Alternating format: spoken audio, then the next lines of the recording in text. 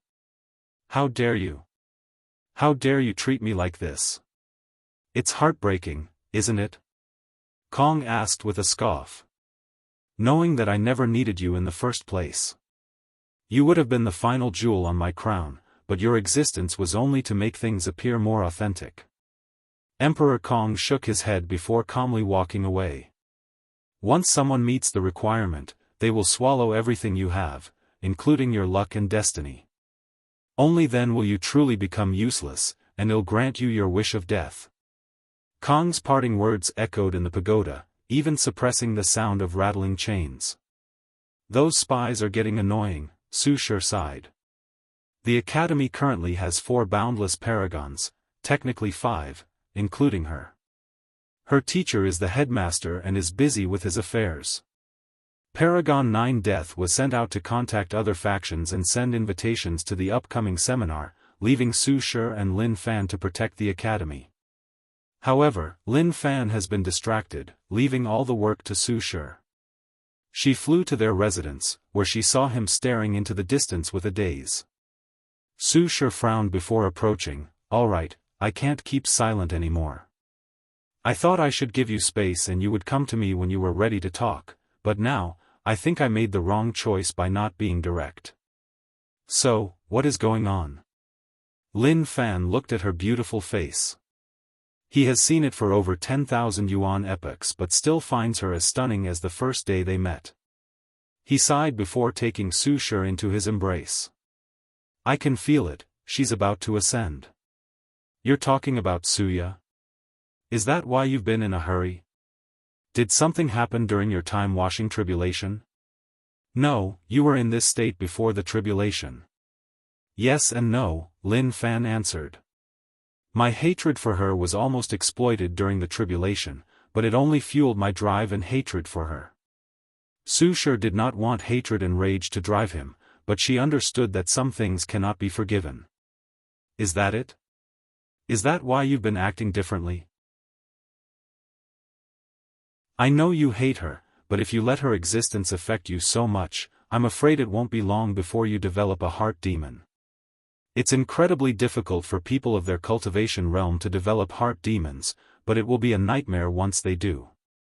The heart demon will literally turn Lin Fan into a mad devil cultivator driven only by his desire to kill Suya. And if he succeeds in this endeavor, he won't magically turn back. He will blame someone else for his problems instead and transfer that hatred to them.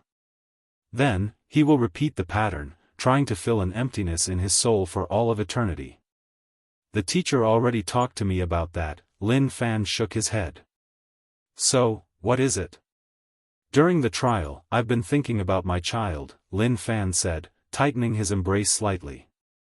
I was looking forward to the Paragon realm because it meant I could see her again.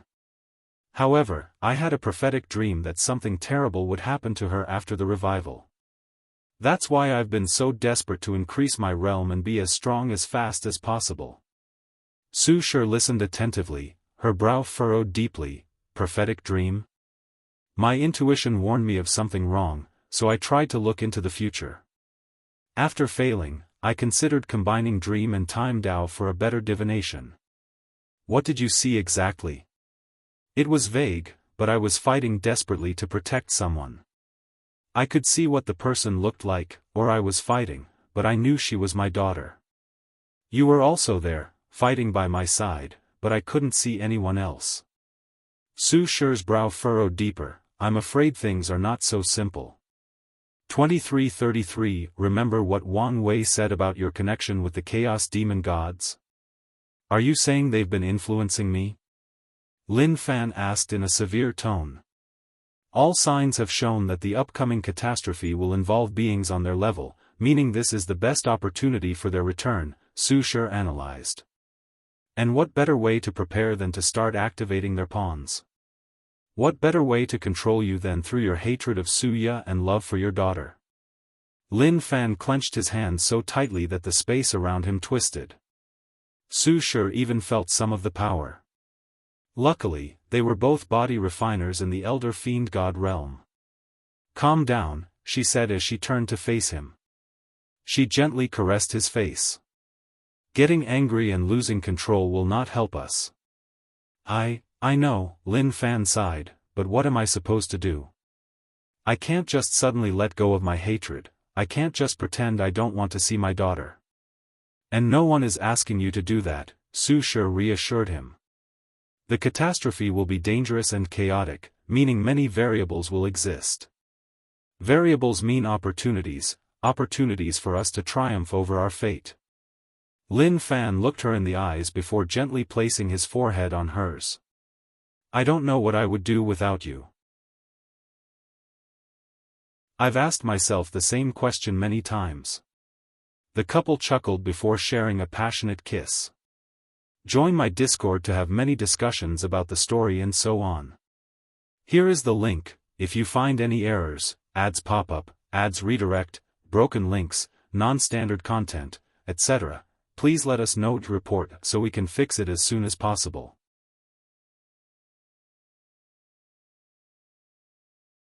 Chapter 1477 The Second Piece 1477 The second piece Wang Wei's Atom Acupoint technique was successful, but he was not satisfied with the final outcome. He noticed a few places in the blood's existence that he could not understand, let alone remove. Things never go as planned, Wang Wei complained before thinking of Plan B. Numerous magic circles materialized in front of him before entering his body. The best solution to this problem was to sacrifice his body. He will accelerate the effect of the blood from his soul before abandoning his body and recondensing a new one. 3 million years passed outside, but Wang Wei spent 30 million years with this project using the sect's best time acceleration array. Of these 30 million years, he only spent 2 million years purifying the blood, and the rest was spent placing magic circles on his body to isolate the blood's effect on his soul. Now everything is ready, Wang Wei muttered as he walked out of his cultivation room.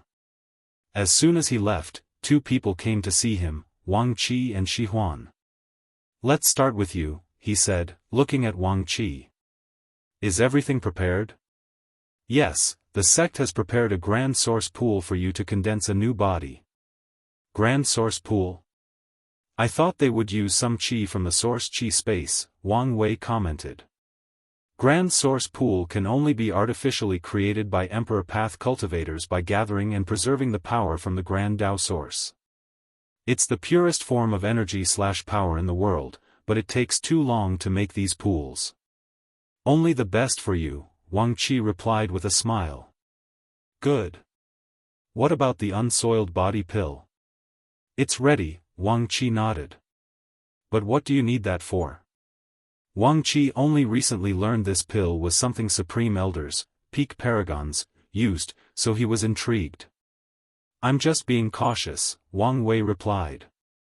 He may not need the pill, but he needed to prepare just in case. "What about you? Anything to report?" "A few noteworthy things," Xie Huan answered. "Our spy could not get much information from the academy since Cong has kept everything tight. We know that Old Ma has surrendered, and he captured Jimin for a grand plan, but that's all." "I'm getting intrigued about what he's planning," Wang Wei commented. "Isn't it obvious?" "He's trying to build his academy," Wang Qi commented. "That's just surface level," Wang Wei shook his head. "He has something planned that will make achieving his goal easier." He did not have enough information to deduce something concrete, so Wang Wei was left with simulating thousands of possibilities. "How did the seminar go?" he asked. "By all measures, it was a success," Xie Huan answered. "He recruited many loose cultivators, and the rest owed him a karmic debt. The academy's luck thrived afterward." "Did anyone try to interfere?" "Yes, there was a small disruption, but Cong showed his might by easily suppressing it," Xie Huan replied. "Were there people behind the disruptors?" "Yes, but they left no traces," Xie Huan continued. "The way there was absolutely no trace does indicate that it was likely one of the 13. In any other era, they would not allow Cong to so easily spread knowledge that can improve the overall strength of these loose cultivators," Wang Wei commented before sneezing. "Especially the limitless exchange hall. Cong's stunt has prevented them from exploiting these loose cultivators with that knowledge. Isn't Cong worried about offending so many people? A shuffle is coming and the overlords, especially the weaker ones, are wary of any faction with potential to reach their level," Wang Qi said. "They will be wary of him whether he likes it or not, so why worry?" Wang Wei chuckled. "On the contrary, now that the overlords are in a weakened state, it is the perfect time for him to act with impunity." "Are you saying he'll do even more?" Wang Qi asked. "Most definitely," Wang Wei nodded. "He's just waiting for the right time, which I'm about to give him." "He's waiting for you to be occupied," Wang Qi said with shining eyes. "If I guess correctly, his next target should be the weaker academies with little to no affiliations. And if he has the balls, he'll also target the large academies." "But those are affiliations of the Grand Sect Alliance?" Wang Qi asked. "It's a calculated move," Wang Wei said. "The Grand Sect Alliance will need to recuperate after the lock. Their primals will take some time to return to their peak, time that Cong will need to become a primal." "That seems a little too bold," Wang Qi frowned.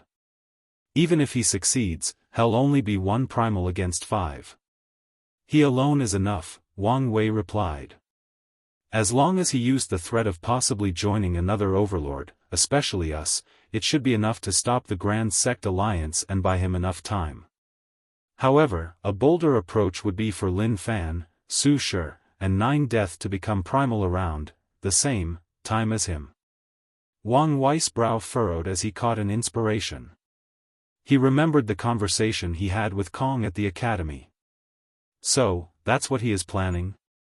That explains why he was so eager to rapidly increase his realm or save these people. He wanted to build momentum for his case. Have you figured it out? Wang Qi asked. Well, what is it? Wang Wei did not answer him but looked in the distance instead. Want to fight with me? Lucky for you, I never planned to continue holding that burden again. Wang Qi wanted an answer but he knew the patriarch long enough to know when he's willing to talk and when he won't. So, he could only sigh to himself. Lord, do you need me to put more people in Cong's academy? Yes, Wang Wei nodded. He wanted to give Cong the illusion that he knew nothing of his goal and wanted to find out at all costs. Anything else to report? There have been small-scale confrontations between the demon race and the innate demon gods. Already? They've controlled themselves, but it appeared war might immediately start after the lock. Those two factions know destiny has arrived to finally determine victory between them, Wang Wei sighed. However, it's a stupid move to start fighting before we know what the upcoming catastrophe is. Wang Wei realized he may have to play peacemaker between these two. Although he also has plans to eliminate his competitors, that's only after knowing what the sect will be facing and how to survive. Wait, I don't have to play peacemaker since their ancestors will return and should understand the current need for peace, he realized. Ever since the lock, his mind has been functioning based on taking on all the world's burdens. However, after the lock, there will be plenty of people capable of helping/protecting the world. I remember the association destroyed the Southern Chu dynasty. What happened to the third prince? He escaped, Xia Huan replied.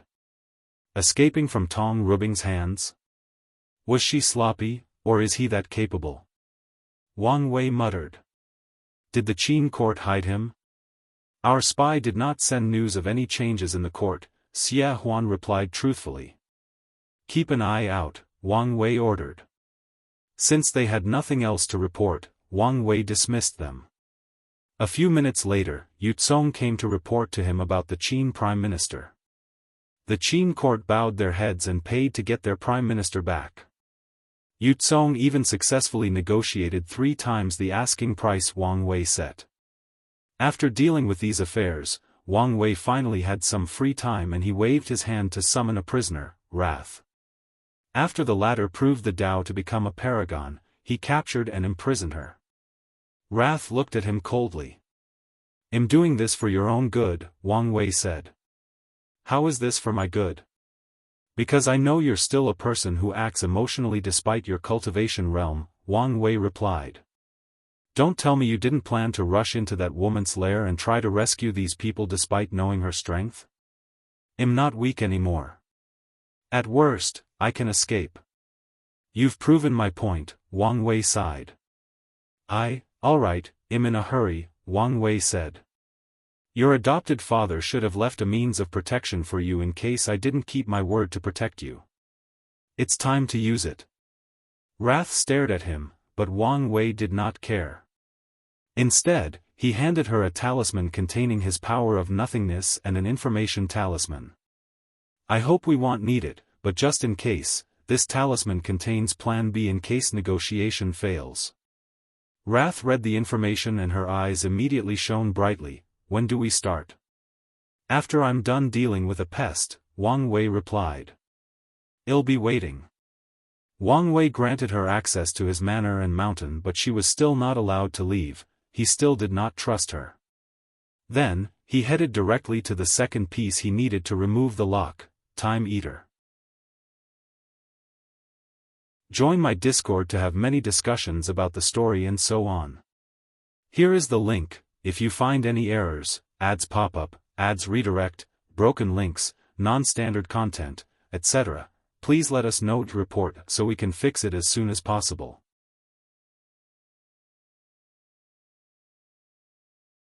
Chapter 1478 The Battle of Time Wielders begin.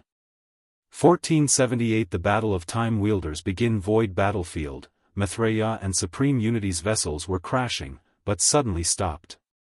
They simultaneously checked on the Eternal Ascension world, watching as Wang Wei flew toward Time Eater. It has begun, Maitreya said with a smile. To be exact, Monk Wuxia was the one who smiled, but his demeanor or mannerism was that of his teacher. What? Unwilling now that you're about to lose the game. No one knows who will be the final winner until the end, Seven Cauldron replied coldly. You have lost this game, and you know it, Monk Wuxia said, glaring at the cracks in Seven Cauldron's face.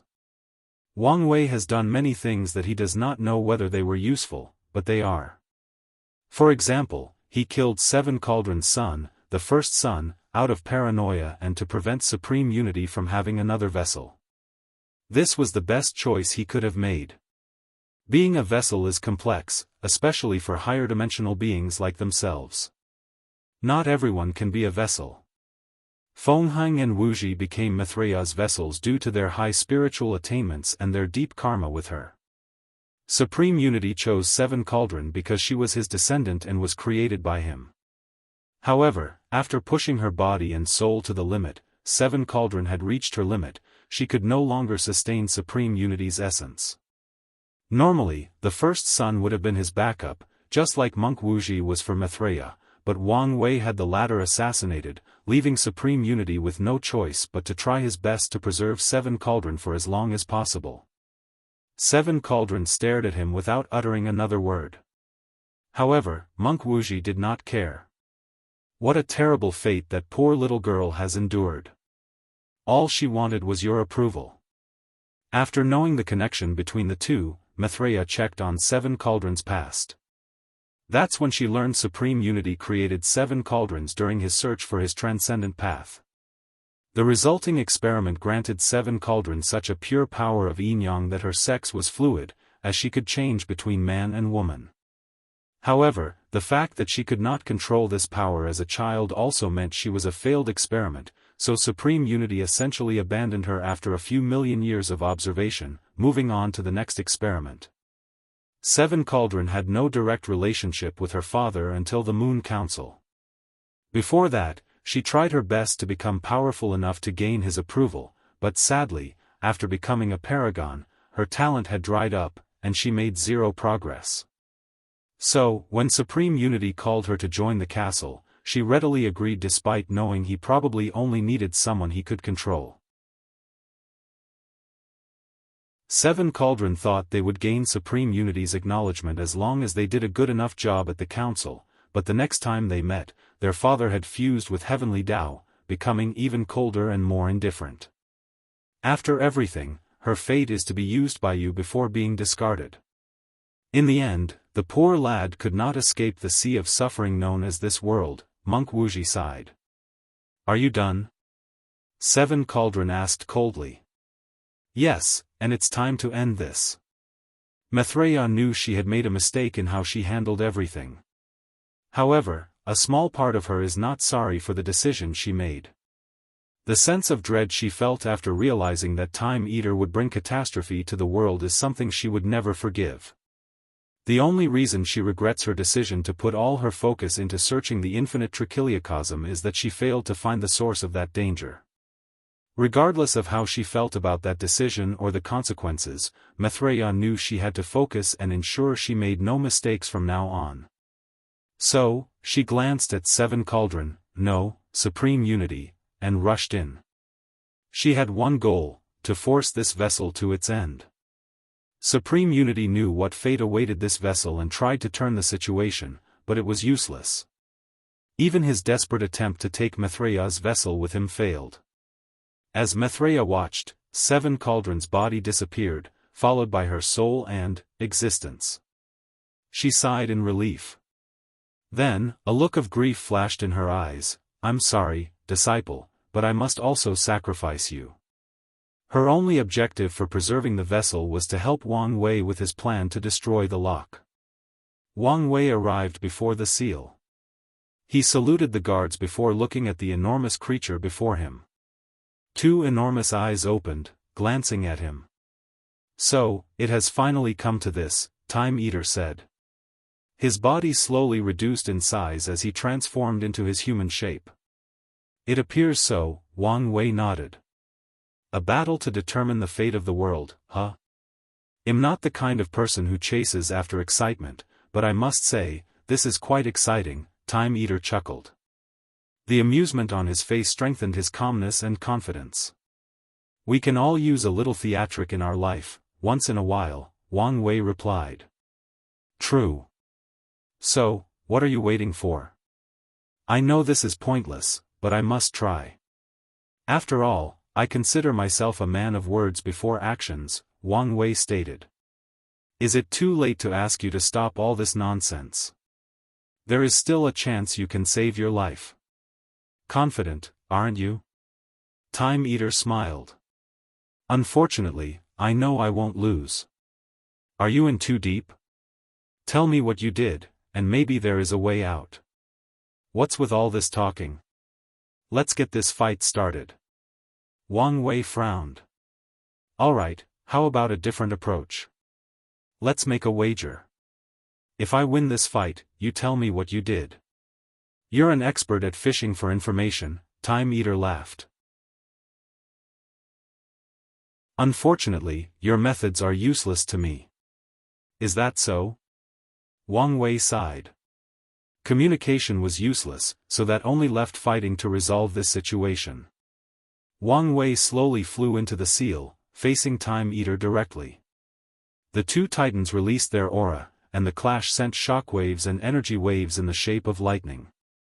His existence is foggy, Wang Wei thought, instantly raising his alert to the highest level. Time Eater was only a regular paragon with an 8-heaven cultivation, so how come he has the technique to hide his existence? No, that's not even the crux of the problem, Wang Wei analyzed.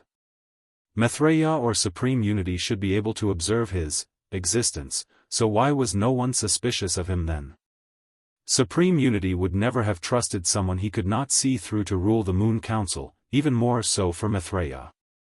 The only explanation is that whatever disguise he used before could not be kept for whatever reason. The seal should not have this effect, so what did this bastard do? Whose pawn are you? Wang Wei suddenly asked. The Genesis Age creatures? The Chaos Demon Gods? People from the Lost Age? The failed transcendence of the old ages? Or something else? What nonsense are you talking about? I thought the talking had ended, Time Eater sneered. He did not wait for Wang Wei to continue speaking and went on the offensive. Time Eater teleported before Wang Wei and punched him. Wang Wei felt a tremendous pressure and he evaded. Elder Fiend God 10 Heaven, he hid deeply, Wang Wei analyzed. He used a technique to boost his fleshly body strength before clashing directly with Time Eater. I am so envious, Time Eater said.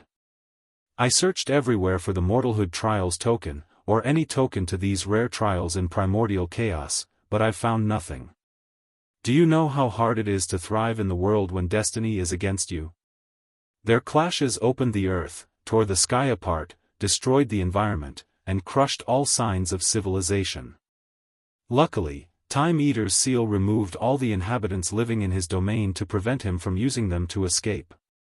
Without any life to worry about and the seal isolated their battle to one area, these two fought without restraints. What happened to no more talk? Wang Wei asked. I can't help it. I've held so much in for so long, and now that everything is about to come to fruition, I can't help but release some of the pressure, Time Eater replied. Don't worry, I'm still in control. I won't release any useful information. Wang Wei sneered to himself. Unless they have personal and deep experience, most people, even extremely intelligent ones, cannot fathom the true horror of a Tao overlord. What people perceive as useless information can turn into the most profound mysteries or secrets in the hands of a Tao overlord.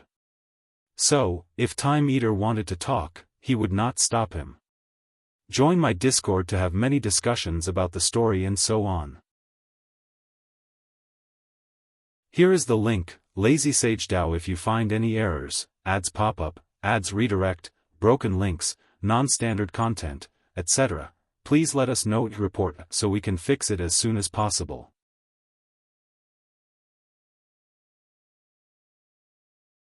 Chapter 1479 Tit For Tat. 1479 Tit For Tat. His fighting skills are weird, Wang Wei thought. Are they from another chaos world? Chaos worlds have different cultivation systems, and even after Tier 10, where everything blends together, the influence of the mortal stages of cultivation has not disappeared. That's why Wang Wei felt Time Eater's skills were odd. It's as if he had spent most of his time influenced by a foreign cultivation system and skill set.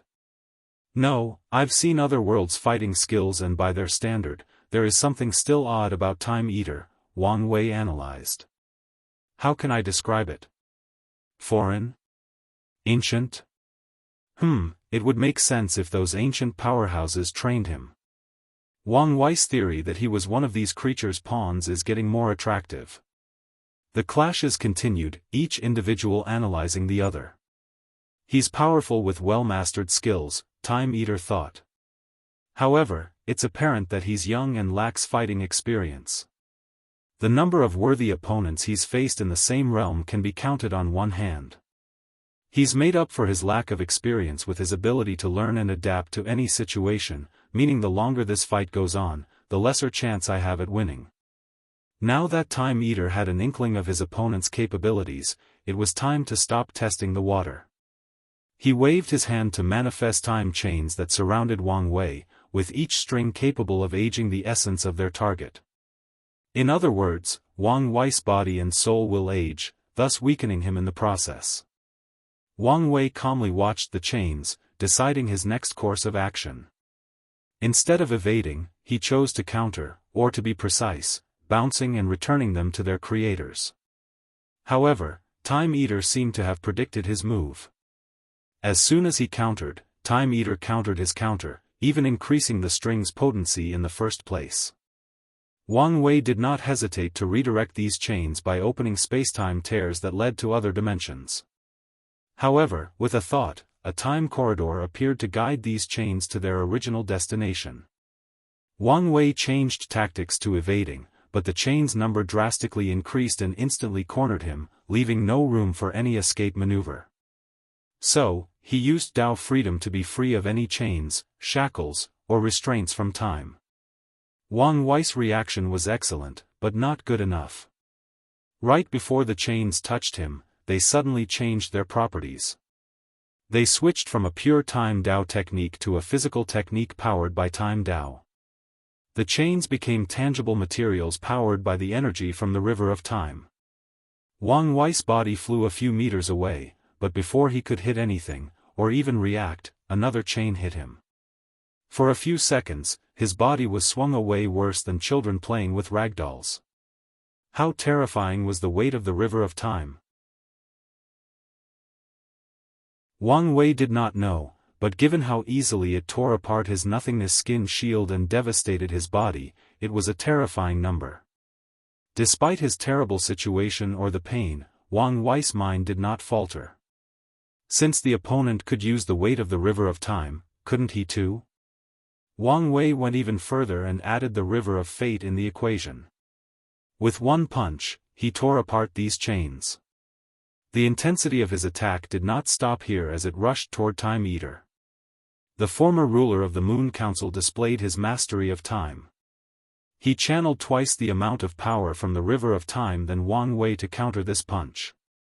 While doing all this, he also condensed new time chains to entangle Wang Wei, who copied him by creating time chains of his own.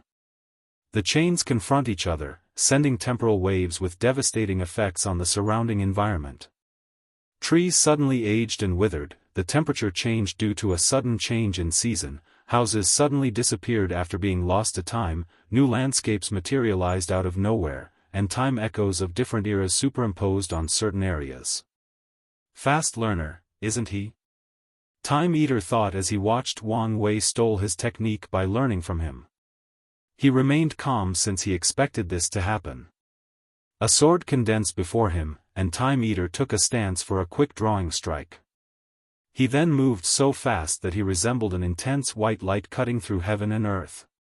Time Eater manipulated time so that it had one purpose: to reach his destination as fast as possible.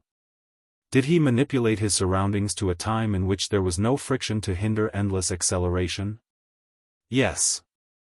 Did he skip into the future to arrive at his destination? Yes. Did he gather kinetic energy across spacetime to boost his speed? Yes, he did. His technique used time in all ways that could increase his speed. Time Eater moved so fast that Wang Wei could barely perceive him, but even that did not matter since his body could not react. However, Wang Wei had seen his father's battle with Ji Langfan and had the experience on how to deal with these speed freaks. As soon as Time Eater's acceleration reached a level beyond his reflexes, Wang Wei's body, like a program, instinctively released a Fate Domain technique. The domain influenced any dangerous attack coming his way, manipulating them to have only one outcome: miss him. Time Eater's sword shaved off the left side of his hair, but the sword did not damage him in the slightest. However, what Wang Wei saw was not surprising or a thoughtful Time Eater thinking of his next move. He saw a smirk. Do you know why my title is Time Eater? Well, I guess you'll find out soon. A terrifying sense of dread enveloped Wang Wei, and he wanted nothing but to distance himself from his opponent. His body even tried to move on its own to protect him, but it was useless. A large mouth materialized from Time Eater's body and ate a mouthful of white clouds from Wang Wei's body. Time Eater was not playing around. As soon as the creature succeeded in its sneak attack, 13 white swords more than 15 meters tall materialized above the sky, positioning themselves in what appeared to be a ceiling formation. Wang Wei looked at these swords, panic flashing in his eyes. What should I do? What should I do? Is this an attack? Or a seal? Which is it, and how do I respond to either?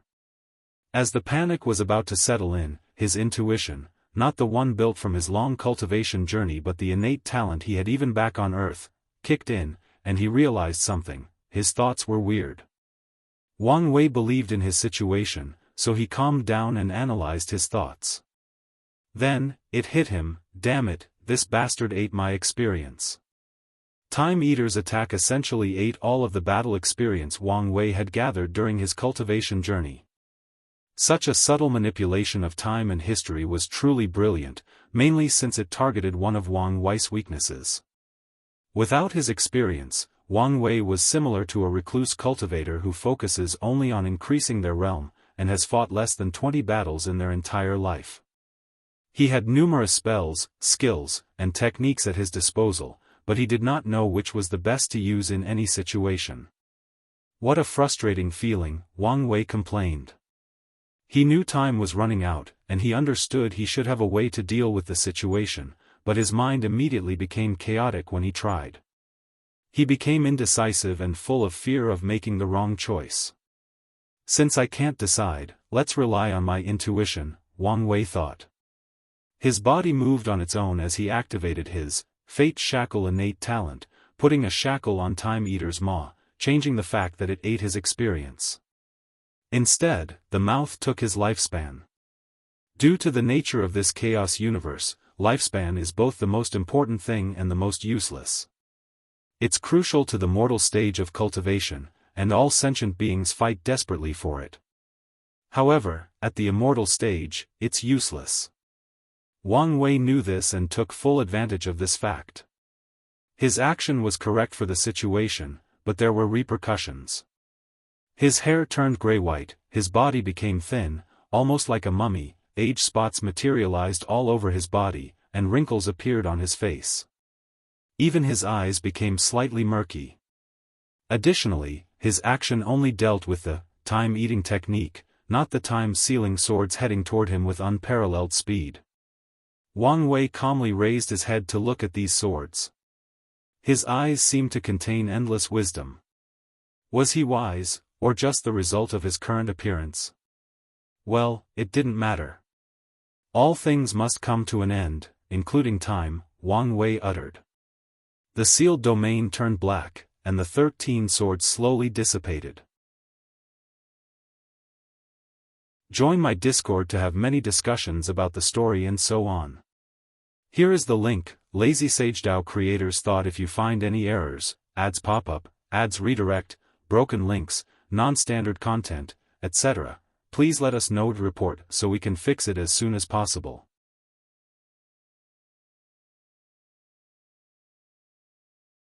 Chapter 1480 Intensifying Battle. Time Eater's face changed.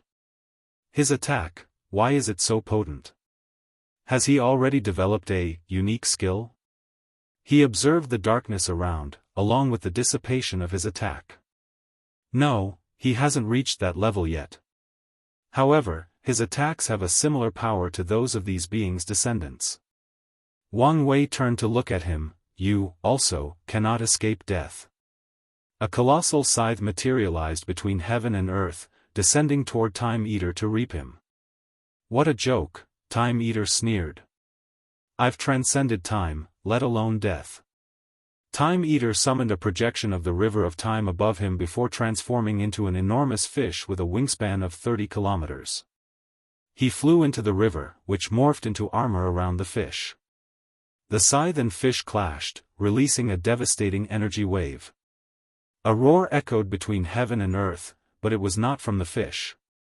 Instead, the voice was a combination of millions, if not billions, of voices.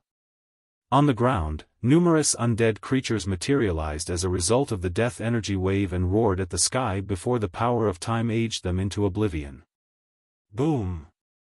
Time Eater's body crashed on the ground, annihilating everything it came into contact with.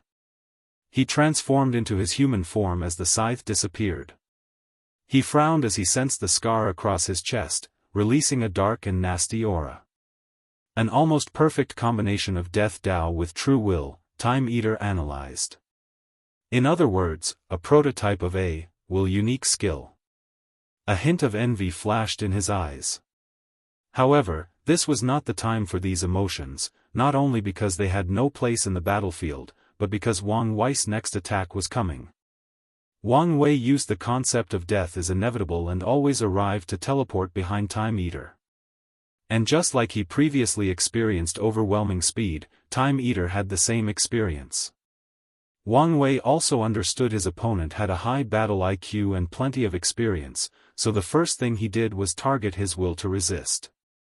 His body released a dark aura that instantly killed Time Eater's desire to resist. Then, Wang Wei released a second aura containing the purest and most concentrated power of death. Time Eater's expression became calm and docile, almost as if he were not on the verge of death. Luckily for him, he had prepared automatic defensive measures for an exact situation as this. Past self-protection, a past version of himself that is not in mortal danger will materialize to protect the present version. Time substitute, an alternate version of Time Eater will suffer the damage sustained in the attack. Embrace of time, for a brief period, Time Eater becomes the darling of the river of time, allowing him access to its infinite time energy to mold into a defensive barrier.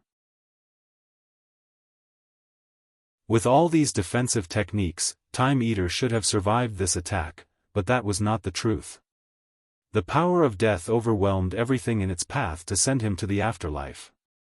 This technique has reached the level of a unique skill, Time Eater thought before dying. His death was calm, with his body and soul intact. There were no wounds or injuries, he just died.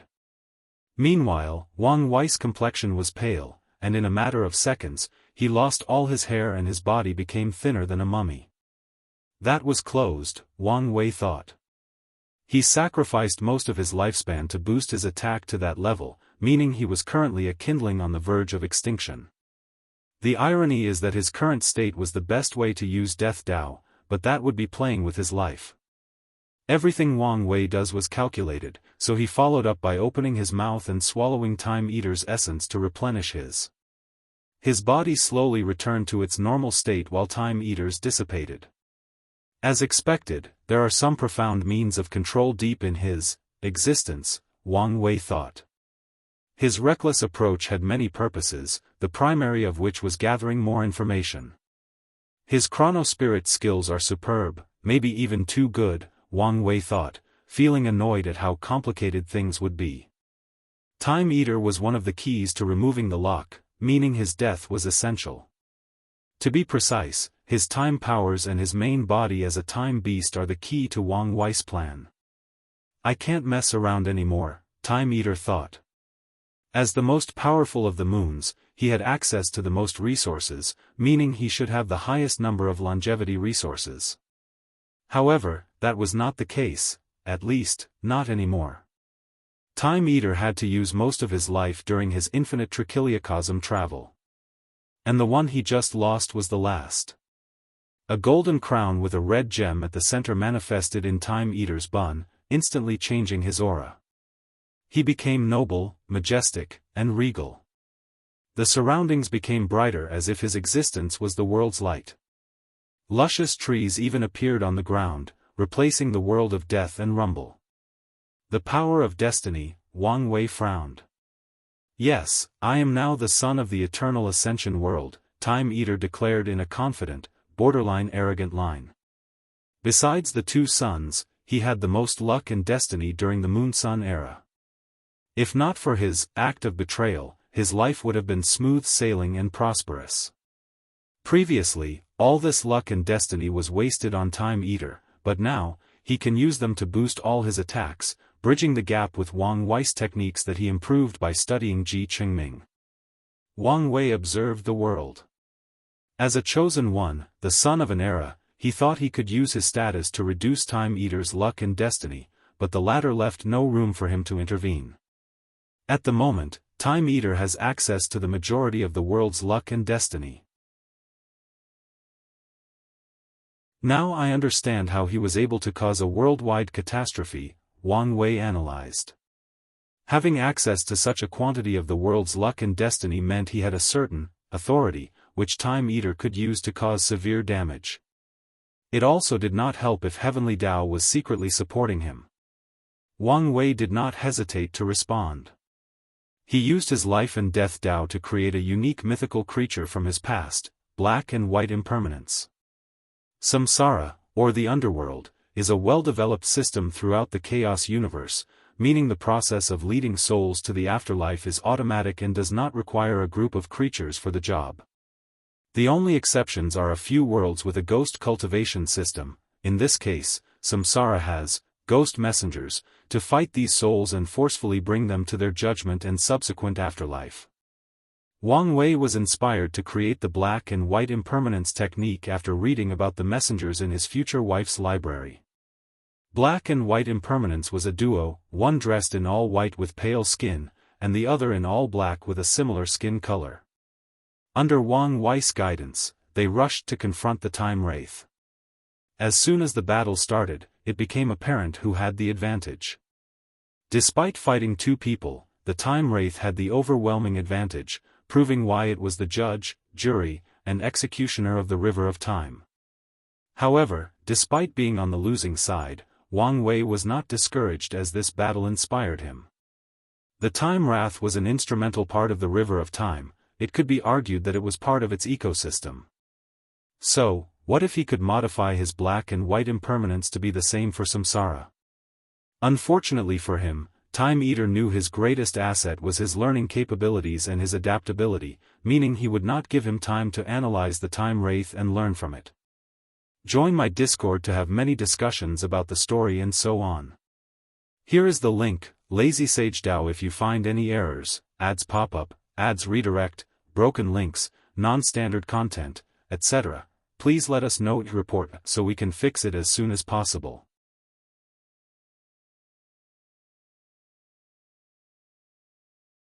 Chapter 1481. Push to the limit. Time Eater snapped his finger to manifest chains, but this time, his target was not Wang Wei but the Time Wraith. The creature gave him the dirtiest look, its facial expression indicating Time Eater was committing an act of blasphemy on par with Wang Wei. However, Time Eater ignored him and continued his actions. The Time Wraith struggled, but it was useless. Wang Wei ordered his white and black impermanence to interfere, but Time Eater used his Grand Mist Will to create layers of universe as blockage. Everywhere the impermanence passed, these universes died, but it was still useless as Time Eater achieved his objective. The Time Wraith turned into a small gem embedded into his forehead. Time Eater's aura became more ancient, primordial, and noble. His connection to the river of time had reached the highest level. His strength is reaching the limit of peak paragon, Wang Wei thought. He knew he could not be outdone, so he also started artificially boosting his strength. He first fused the white and black impermanence. In many of their iterations, these two are a single individual, so the concept of unity was already built into the technique that created them. Then, Wang Wei summoned his Earth Emperor crown before putting on the new white and black impermanence. Let's call this False Yama King, Wang Wei thought as he swallowed this artificially created Yama King. His aura also changed, becoming more primordial and deadly. Wang Wei's connection to samsara had increased. However, this was not the end. Since Time Eater could increase his connection to the river of time, couldn't he do the same? Without hesitation, Wang Wei summoned his future Buddha self, before using them as a medium to access more power or authority of the river of time. No, you want, Time Eater said before making a slashing sign with his fingers. A terrifying cut rushed toward the future Buddha self. Wang Wei teleported before the slash and summoned a hungry ghost to swallow it. However, the attack suddenly became intangible by entering a parallel dimension, leaving a projection. Wang Wei reacted, trying to use his Time Dao to intercept the attack, but it was too late. The slash cut off the future Buddha self's connection before turning into a seal that blocked Wang Wei's future action of synchronizing to the river of time. Wang Wei was angry, but this emotion lasted less than a microsecond before he controlled it. Instead, he materialized a black gate behind him, and once the thing opened, an ocean of dark red blood rushed out. The Azura Slaughter Ocean contained numerous powers: death, killing, slaughter, and corruption. Wang Wei controlled it to drown Time Eater, but the latter responded by manipulating time to return the ocean to its point of origin. However, Wang Wei showed him that two could play at this game. Before the latter's attack could activate, Wang Wei used his Freedom Dao to make the blood free from any time effect. The blood swallowed the Time Eater, but he reacted by protecting himself with the power of destiny, preventing his body or soul from being affected. However, Wang Wei's target was not him, but his connection to the river of time. Although he did not want to admit it, Wang Wei knew his connection to samsara was not as deep as Time Eater, so he chose to reduce the latter's. Wang Wei's approach was successful. The Azura Slaughter Ocean was created from all the killing of the Azura race throughout history, meaning it also contained the resentment and unwillingness of all these creatures killed. That resentment is the ultimate corrosive, and Wang Wei used it to corrode Time Eater's connection. It's still too much for my taste, Wang Wei complained. Time Eater is a time beast and fused with a time wraith, meaning his affinity with Time Dao was probably on par with Wang Wei before removing his Fate Seed status. But now, the ocean corruption has decreased Time River's affinity and connection by a few %. Time Eater did not focus on his loss since it was pointless. Instead, he went on the offensive. He snapped his finger, creating a strange echo, an echo of the past. Time around him appeared to rewind, with trillions of yuan epochs passing in less than a nanosecond. Once the process ended, a strange creature appeared in the world. The creature was a pair of eyes about 20 meters tall, 3 meters wide, and linked through a strange green nerve more than 1 meter thick. The creatures glanced at Wang Wei and its eyes turned red. It appeared as if he was about to release an eye beam. Is that a Genesis creature? No, it doesn't have that ancient and primordial aura that is slightly different from the Grand Dao source, Wang Wei thought. Well, it did not matter whether it was a Genesis life form or something from later on, Wang Wei treated it as such. He used a technique called Grand Daoist Wrath. At one point, Wang Wei asked himself how would the destruction of the Genesis age come to an end? His first inspiration was from the Western Bible, with how God destroyed the world with a flood, but instead, Grand Dao would use numerous catastrophes to kill everyone. Then, he thought about it and decided that was an inefficient approach. Grand Dao at that time should be young, simple, and direct. Wang Wei thought it would either happen instantly with no signs or a giant eye or hand would descend from heaven and earth and destroy everything. For this technique, Wang Wei chose a hand. A dark hand that embodied darkness and death materialized between heaven and earth, heading toward Time Eater, who was forced to control his one-eyed creature to fire the beam toward the sky. The two techniques, one using death and the other destruction, clashed harder than an unstoppable object clashing with an immovable one.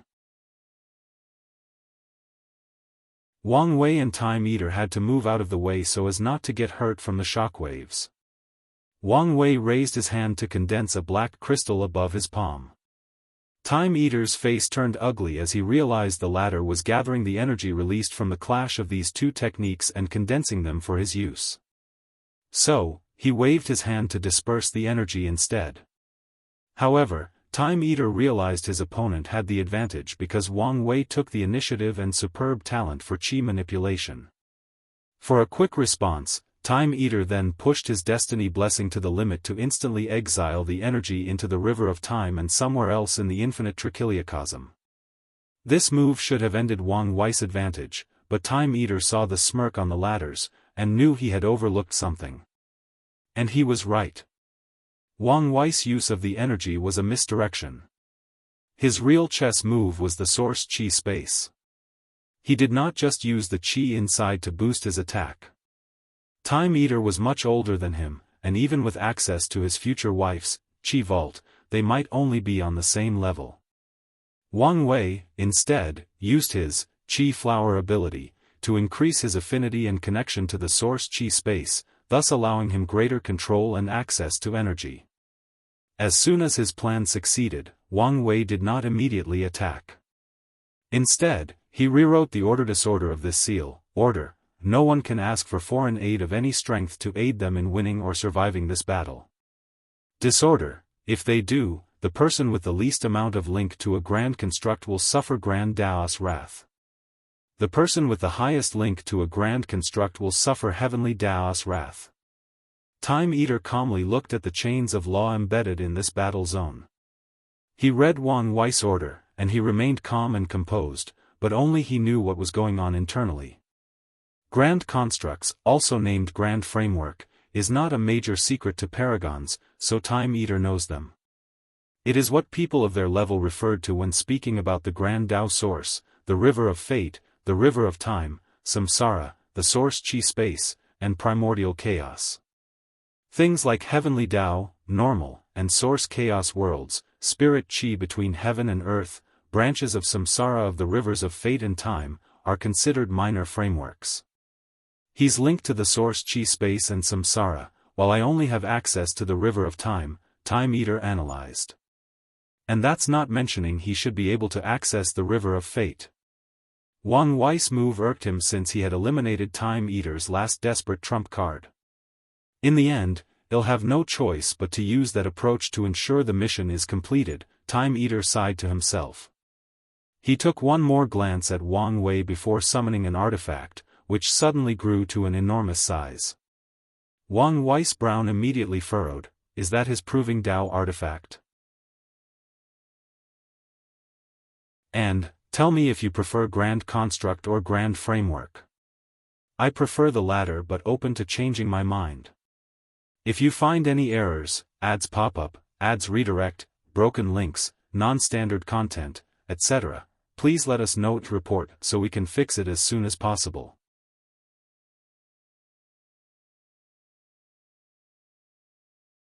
Chapter 1482 Trump Cards. What appeared before Wang Wei was a massive copper ship that resembled ancient junk ships with a flat transom, sails made of horizontal panels composed of what seemed to be bamboo. He was confused because this artifact had the aura of time and that of a proving Dao artifact, but the information he knew about Time Eater said his artifact was a time ruler. Surprise, are you?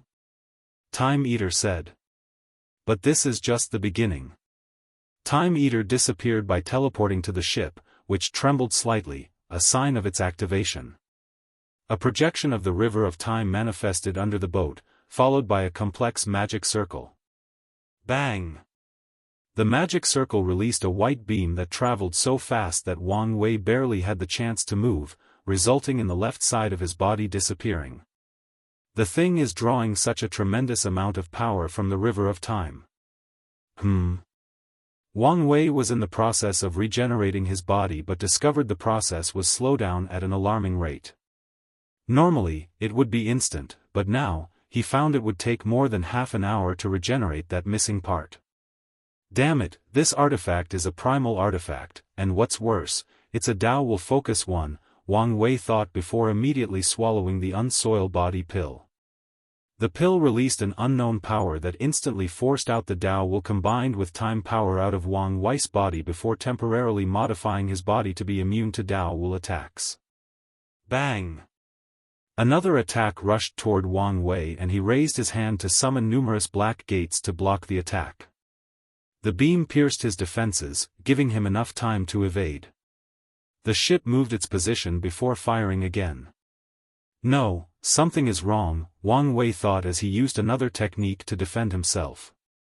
My intuition tells me this ship is capable of even greater destruction, but all these attacks seem to be measured, controlled, and with a purpose. Numerous thoughts flashed in his mind, analyzing the previous beams. In the meantime, Time Eater did not stop moving and attacking, slowly pushing Wang Wei to a corner. Damn it, his target is not me, but the seal, Wang Wei figured out. He immediately did something wild by creating an order disorder that affects the ship. However, Wang Wei knew there would be a backlash because of the difference in strength between himself and this artifact, so he ensured the backlash was suffered by both him and Time Eater, and the target was their willpower. Wang Wei held his head due to tremendous pain, blood dripping from his nose, with everything spinning uncontrollable. However, this did not stop him. He used this opportunity, where everything is paused, to send a communication talisman to the sect, asking them to contact all other factions. They had one objective, to reinforce this seal. You annoying pest! Time Eater roared. All I wanted was to finish my mission while ensuring my safety, but you had to ruin everything. Go to hell, you bastard! The boat's magic circle started again, but the intensity of the light was even brighter than before. The light beam rushed with far greater speed than usual, not even giving Wang Wei the time to move. Luckily, his mind was faster than his body, allowing him to use one of his life-saving techniques, death immunity. He did not die, but his immunity did not mean immunity from injuries. Wang Wei coughed a mouthful of shining blood, which was in fact soul blood. My soul cannot withstand such intense usage of high-potency spells, Wang Wei thought, almost laughing at the irony. All his life, he never had to worry about his soul, but now, when he most needed such ability, it was no longer usable. I have to do something, and I have to do it fast, or I'll die in this fight, Wang Wei thought. He sensed numerous Paragon tier auras approaching, which reassured him. Now that he did not have to worry about this bastard escaping, he could focus all his effort on ending this battle. Wang Wei first summoned 13 peak Paragon defensive artifacts and put them into an array. Time Eater was not having this nonsense and started bombarding him. However, Wang Wei was strategic and chose artifacts with spirits and ordered them to burn themselves if necessary to buy him enough time. Then, he summoned his 13 fate palaces and combined them into his false river of fate. A ball of string flew out from his forehead or his sea of consciousness before the strings attached themselves to this false river of fate and to the real one. Wang Wei had connected to another grand framework. However, this was not the end of his trump card. He linked himself to his origin seal continent's river of fate for an additional boost, amping him up to a level of power he had never felt before. Wang Wei did not let this power get to his head. Instead, he focused on the task at hand. Receive fate's judgment, he uttered. His false river of fate trembled before becoming a little less illusory. It had materialized a bit more. Then, it released a gray light toward the ship. Time Eater fought back. The river of time underneath the boat also became more tangible before fighting back. The two beams clashed, releasing a pure destructive force that tore apart the void. In a matter of seconds, Wang Wei and Time Eater found themselves in all-white space with no matter, no energy, gravity, and no space-time. The winner of the clash was obvious. Wang Wei had connections to 3 frameworks, while Time Eater was holding on purely based on skills or excellent applications of his only framework. So, after a brief clash of about 3 minutes, the fate beam started overwhelming the time beam. This will not end so easily, Time Eater roared before transforming into his time beast form and sacrificing his flesh to increase the ship's attack potency. No, I need his flesh intact for the plan, Wang Wei thought. He moved swiftly to access the power of the Origin Seal Continent's River of Time and Samsara to boost his attack and overwhelm his opponent. The attack reached the ship but did not destroy it. Instead, everything, including Time Eater, was placed in suspended animation. Wang Wei calmly watched the outcome and sighed in relief. However, he almost fell from the sky as a terrible sense of weakness overwhelmed him. It's been a while since I've felt this tired, he thought as he swallowed a mouthful of pills. While recuperating, Heavenly Tao rebuilds the surrounding temporospatial structure. However, this place was now barren and would be so for a while. Wang Wei slowly flew to the boat. He could still feel this artifact fighting against his fate seal, which raised his alarm. However, his focus was soon directed to the chained Time Eater. You look calm for someone about to die, Wang Wei said. That's because this is not the end.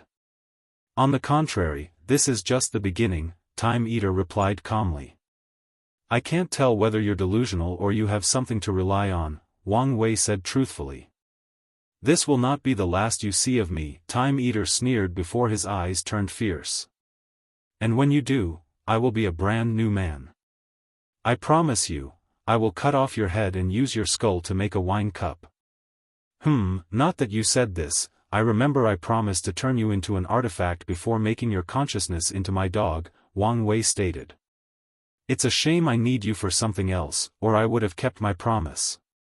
Mark my words, Time Eater said with gritted teeth before terminating his soul.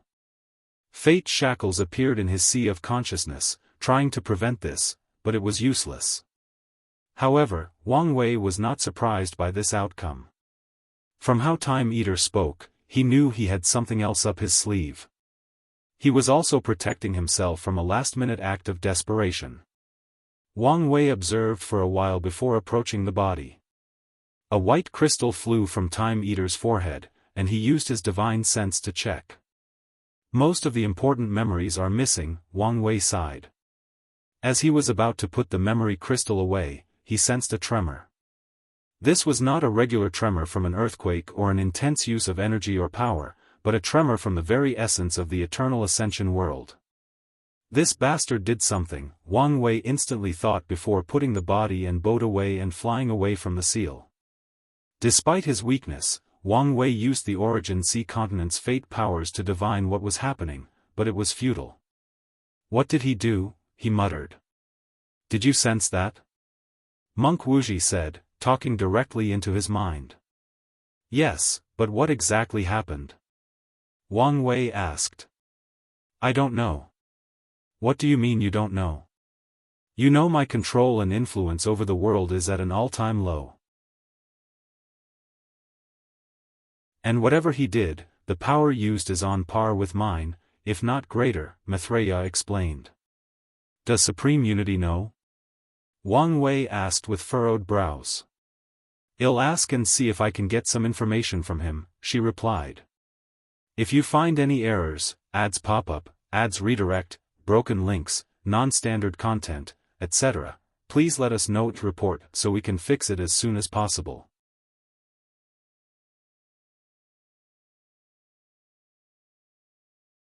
Chapter 1483 Spiritual Epiphany Primordial Chaos.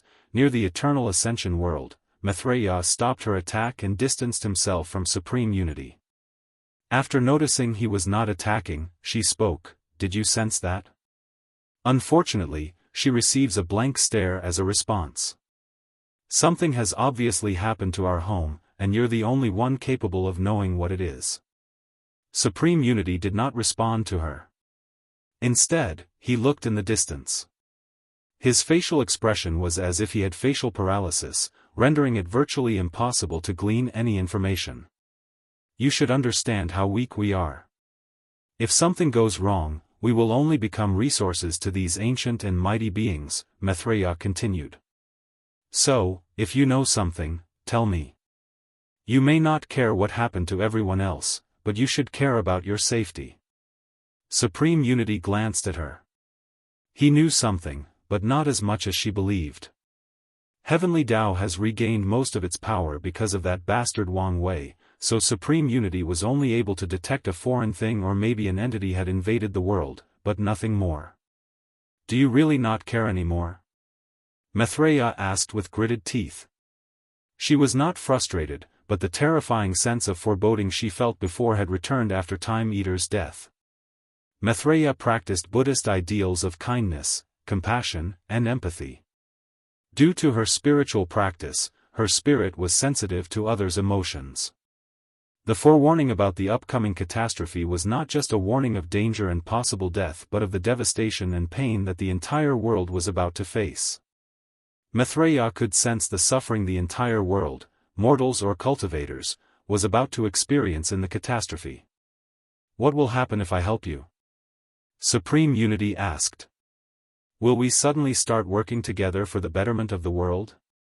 Maitreya's body jerked slightly. "If you stop your actions and make a few binding promises, I don't see why not." Supreme Unity looked her in the eyes. "After everything, you can still preserve a pure heart of compassion. I don't know whether I should praise your virtue or mock your stupidity. However, your answer is meaningless. You may have the capacity for forgiveness, but the others won't. In other words, the only logical course of action left for me is to continue this course and win." Supreme Unity knew he only had a few moves left to play, and they were not the best moves he could use in the current chess game.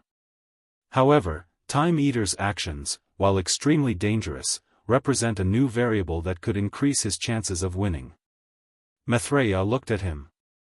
She mulled over his words before memories of everything they've experienced together flashed in her mind. Then, she thought of the upcoming catastrophe and realized something. "I've always thought the world was a sea of suffering. As a paragon, I was helpless to do anything and accepted my fate. After acquiring this power, I thought I could change things, that I could help or save everyone. However, the reality was the opposite. I spend too much time keeping the balance while the world's suffering continues. Then, I was distracted, and the suffering intensified.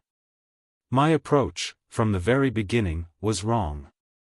I cannot save everybody, at least not at my current strength. That is a fact and something I must accept. A second fact I must accept is that some things are inevitable, so I should not try to change them forcefully. My way should be to help as many people as possible within the limits of my ability while pursuing independent self-improvement. One day, when I have risen to a higher level of spirituality, when I have escaped the sea of suffering, I'll be able to help all sentient beings to escape as well." Maitreya's body released a golden hue before immediately returning to normal. Her natural peaceful aura became more ethereal and all-encompassing, and her eyes became brighter. A bright eye is usually a sign of a higher spirit, so Supreme Unity immediately caught all those signs. An epiphany, Supreme Unity thought. And with how bright her eyes are, her spirit should have improved, which means her soul will also improve. If she fixes the flaw, no, even if she makes up a small part of the flaw, her strength will outshine me by miles. Their strength was relative, but if Maitreya had enough time to digest her epiphany and improve her soul, then the only thing awaiting Supreme Unity would be death. Knowing this, he immediately attacked her. Cultivating in their realm, especially for flawed individuals like themselves, requires time and high energy for improvement. So, he only needs to continue this fight to prevent her from improving. Regardless, time was no longer on his side. After Maitreya's voice disappeared, Wang Wei started to search the void for Time Eater's palace. To be exact, he was searching for the hidden dimension of the treasury.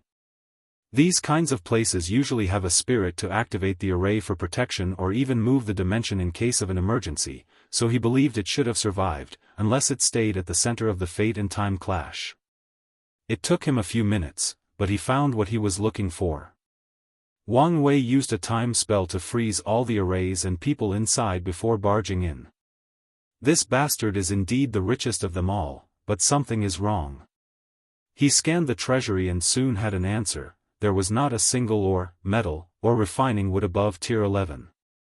Wang Wei discovered many spiritual herbs, weapons, or finished materials of tier 12, but no ore or metal. As soon as he noticed this anomaly, he realized the cause. Time Eater used them to build something. Wang Wei first thought the latter used it to build the boat, but it made no sense given the ship's size. So, unless Time Eater had failed the refining process 10,000 times, it could not explain why all these materials were missing. Wang Wei waved his hand to cast Time Extraction, trying to recreate past events to see what materials Time Eaters took from this treasury. He hoped that by knowing the material, he might deduce the latter's goal. Sadly, his spell failed as Time Eater left no traces. Wang Wei did not immediately give up. Instead, he used his Fate Dao. He changed this room's fate to a book containing everything that has occurred. Wang Wei held a blank book in his palm before sighing deeply. He was extra careful. He shook his head before putting the treasury away and leaving the seal. His next task was to thank all the people who came to reinforce the seal, but before he could get to it, he sensed a drastic increase in his luck. Wang Wei closed his eyes, feeling the changes in his body. The invisible or illusory part of his Chi Luck Dragon increased by 10%, meaning he had acquired more transcendent luck. However, Wang Wei did not care for this reward. As he said to Bai Longsheng, the transcendent path must be walked alone, meaning he would not trust or rely on something like luck. It may help, but it will never be his priority or primary focus. When Wang Wei opened his eyes, a swamp of paragons rushed to meet him. He recognized many acquaintances, but the vast majority were loose cultivators, who Wang Wei believed showed up because they believed an opportunity to gain merit was here.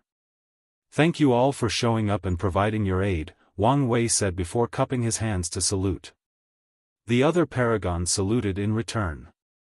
Although not everyone knew Wang Wei, his aura and intense residual energy/power from the previous battle made these paragon fearful. And before anyone asks, yes, you will be rewarded by heavenly Tao once the lock is gone, Wang Wei said. Although his words were slightly blunt, these people were all thick-skinned and did not care for such a minor faux pas. "Lord Wang Wei, do you know when the lock will be gone?" "There are a lot of things needed for the process, but you can expect a solution in the next 20,000 yuan epochs," Wang Wei replied. "That's good to hear." Wang Wei was about to send everyone on their way when Sun Junyao suddenly said, "I sense a tremor between heaven and earth." What was that about? Wang Wei glanced at it. With her perfection essence, her senses were sharper than ever, so it made sense that she would notice. However, he did not want to spread news about the catastrophe before the lock was dealt with. It was Time Eater's last desperate attempt, Wang Wei explained. He tried using the power of his chess master. Wang Wei emphasized the word chess master to get his points across, and I stopped him. "I see," Sun Junyao nodded. Only the power of the two suns could affect the entire world. While she was satisfied, the others who did not feel the tremor had a puzzling look on their faces, and a few people who knew Wang Wei did not completely trust his words. However, he did not explain. "If you find any errors, ads pop up, ads redirect, broken links, non-standard content, etc., please let us know its report so we can fix it as soon as possible.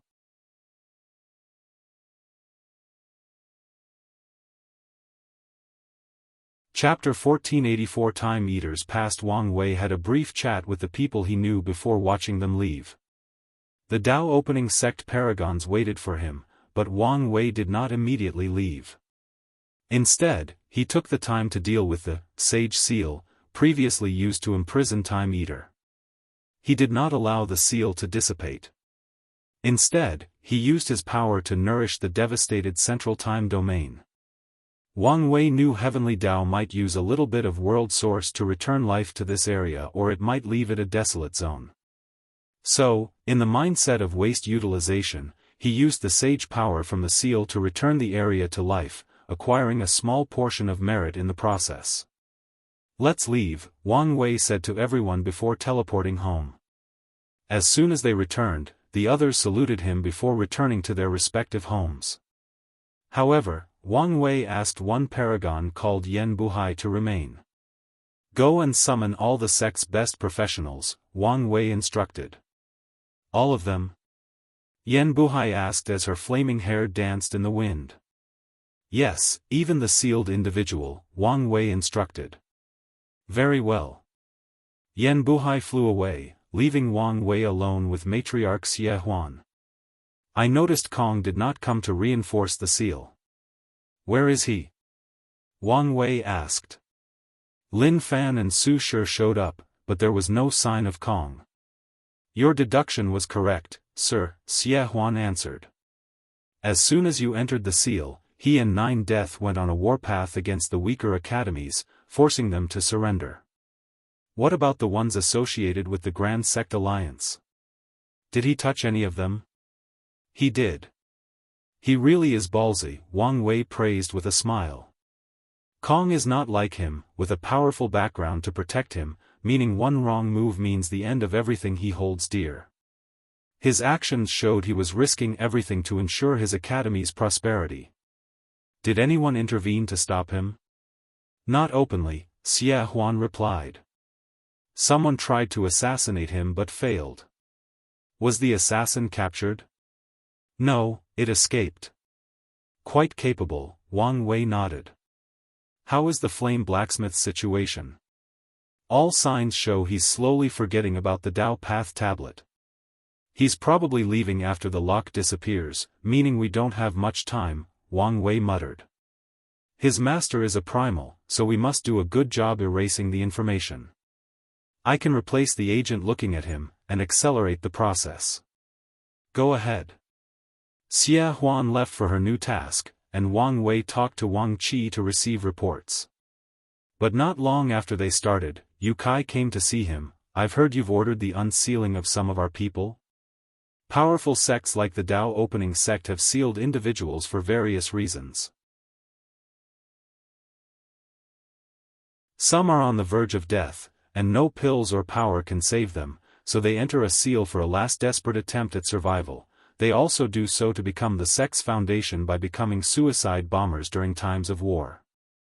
Some people seal themselves because the endless day of living without making progress is draining mentally, and they need a break. Last, the sect also fake the deaths of many people, turning them into hidden forces.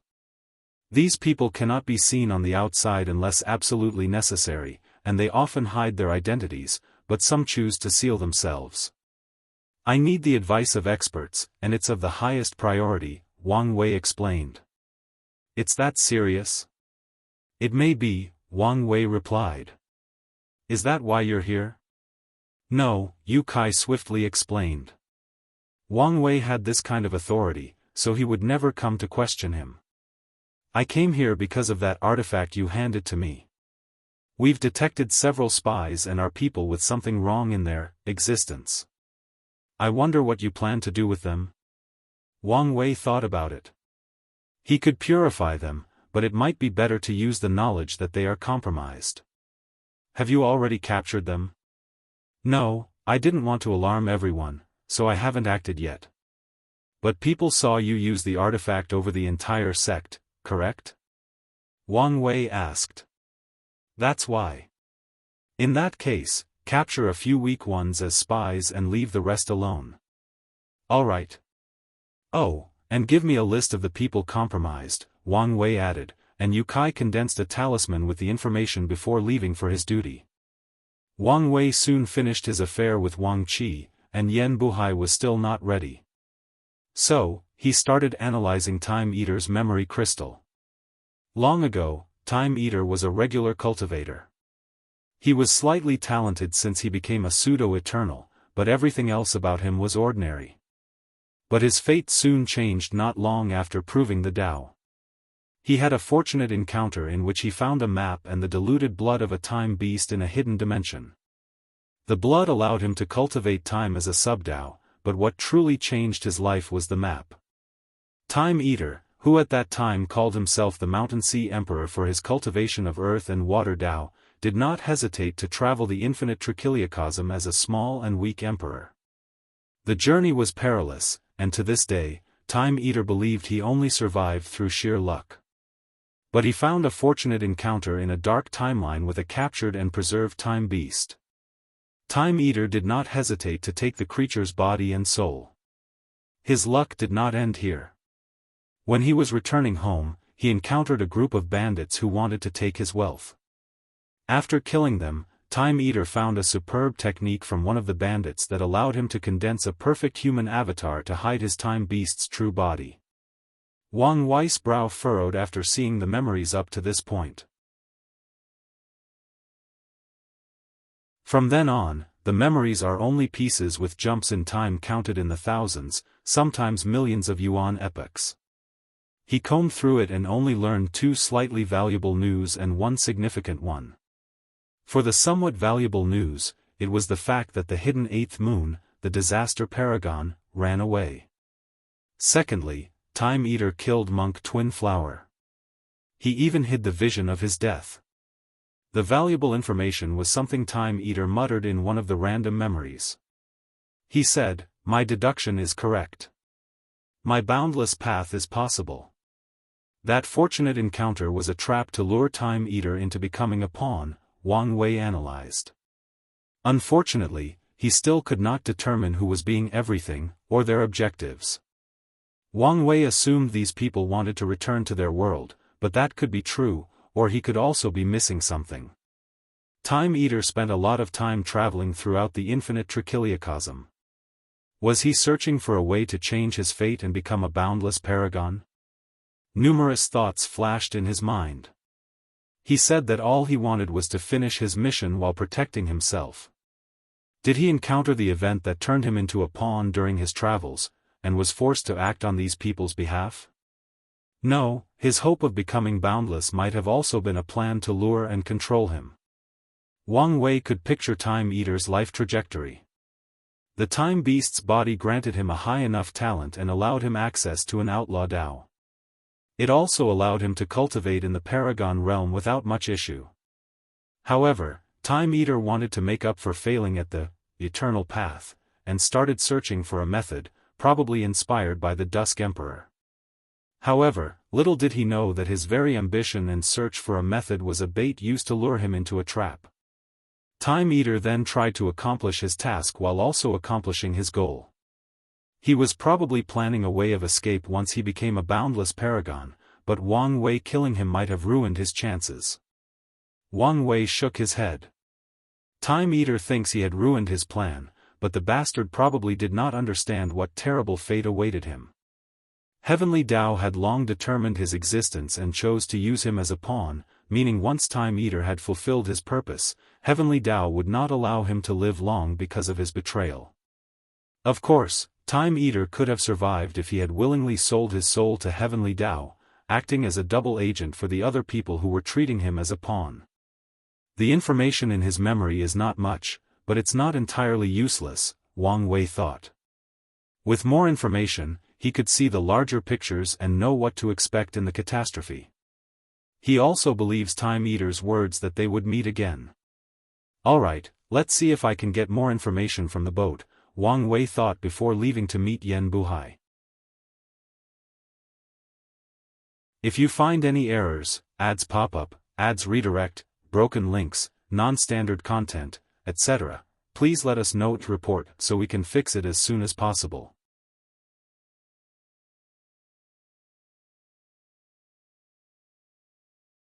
Chapter 1485 Wang Bo, what's taking so long? Wang Wei asked as he teleported to an area of the sect called the Unknown Graveyard. The name was apt since it was filled with coffins, forming an eerie atmosphere. I'm removing the main seal, and it's harder than I thought, Yan Buhai explained, her face turning the same shade as her hair.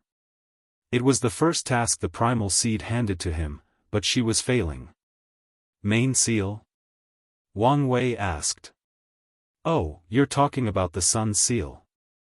All top factions will hide their forces, meaning that during the ultimate taboo, not all paragons attended.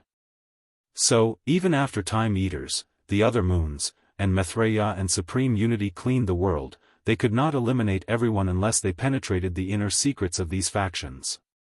Supreme Unity, no doubt, wanted to eliminate these people, but Maitreya was adamant about not going too far. So, they compromised and sealed these existences, preventing them from influencing the world and their subsequent ascension. Let me take a look, Wang Wei said as he approached.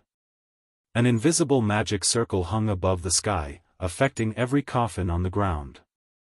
The seal is designed so that only a fifth heaven paragon can break it, but the process would be slow. You only needed the professionals, so I've targeted the area affecting them, thus reducing the time needed, Yan Buhai explained. Don't worry, I don't blame you, Wang Wei reassured. His words made Yan Buhai secretly sigh in relief. Wang Wei then proceeded to help her by tearing apart the seal. I can understand why the future wife is mad at Maitreya, but am also grateful for her existence, Wang Wei thought as he watched the magic circle dissipate. Without Maitreya's existence to balance that hateful Daoist, who knows how much his sect or the entire world would have suffered at that maniac's hand. Simultaneously, Maitreya pushed many lines of morality to achieve success.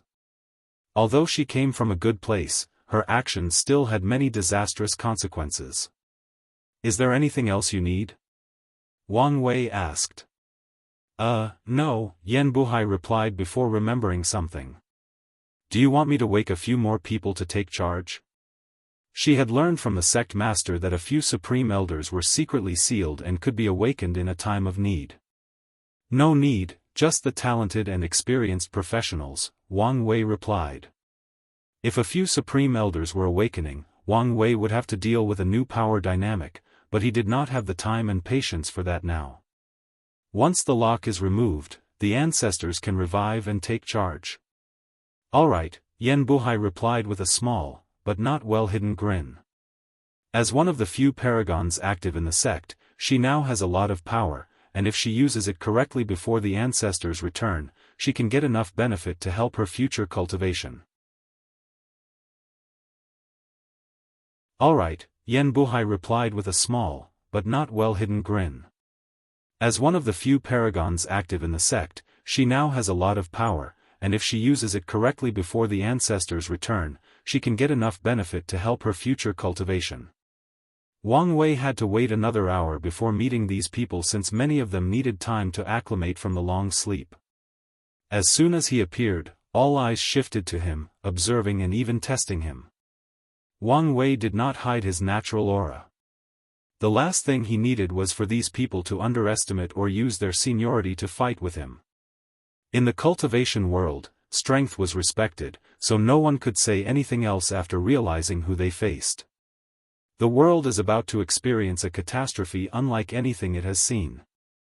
I have found a clue to this catastrophe and need your help to analyze it, Wang Wei declared. These old cultivators frowned after hearing his words, not hiding their confusion or skepticism. So, they began to deduce or divine the truth. Wang Wei snapped his finger, stopping all of them. He then used his divine sense to transfer knowledge of the era and the lock situation. He did not stop them when they tried to observe the lock to verify the truth. What a terrible era, an elderly man uttered. He was dressed in a casual black robe, and the odd thing about him was his missing front tooth. Boy, what's the evidence you speak of? You are? Wang Wei asked. Wang Bo, your sage origin rune, Wang Wei said. That's the stupid name that boy Qiyuan forced me to take, Wang Bo responded as he started picking his nose. It's an honor to meet you, ancestor, Wang Wei said, bowing deeply. This man's name may not be popular, but that's because he doesn't like fame. But even in the lower dimension, he is a legend in the Dao opening sect. When Ancestor Qiyuan started the sect, Wang Bo was the person responsible for building the foundation of the sect's professional Daoists. In other words, he built the alchemy halls, weapon mountains, and so on. And when Qiyuan ascended, he took Wang Bo with him. He first reincarnated to walk the Emperor path before slowly crawling to the Paragon realm, and redoing the same for the upper dimension branch. Unfortunately, Wang Bo's talent was lacking. After an assassination attempt during the First Origin War, he received a Dao wound, which is a permanent wound to the existence that cut off his Paragon path. As a result, he could not move further than the third heaven and decided to seal himself. You're quite polite, aren't you? Wang Bo chuckled. Based on your face and demeanor, I thought you would be a stuck-up little brat. I have a lot on my plate and am currently in a no-nonsense mood. Otherwise, I'm a fun person to be around, Wang Wei replied truthfully. Yes, Wang Bo said with narrow eyes. I can see the burden of destiny on you, just like that brat Qiyuan back then, and just like Patriarch Heaven even before that. Heavenly Dao should really stop burdening our clan. The sect history never mentioned this old guy was alive during the heaven-opening emperor's era, Wang Wei thought. Well, there are some advantages to being blessed by destiny, Wang Wei uttered. Let's not talk about this. Let me show you what I found. He waved his hand to summon the ship, immediately drawing Wang Bo and everyone else who was listening in silence. They surrounded the boat and started discussing animatedly. Is that Blackheart bamboo? No, it resembled source steel bamboo from the Twin Peak world. Someone spit on the ship and observed, no, it's not source steel bamboo. Don't discount it yet. It may have been modified with runes or mixed with something else. They discussed countless possibilities, but each was rejected after analysis or testing. Finally, when everyone was frustrated, someone said, I don't think this is from our universe. Are you stupid? Did the long sleep dull your mind? Yes, what nonsense are you talking about? If it's not from our universe, where is it from? Damn you bastard. I mean it's not from our timeline. Oh, then, why didn't you clarify?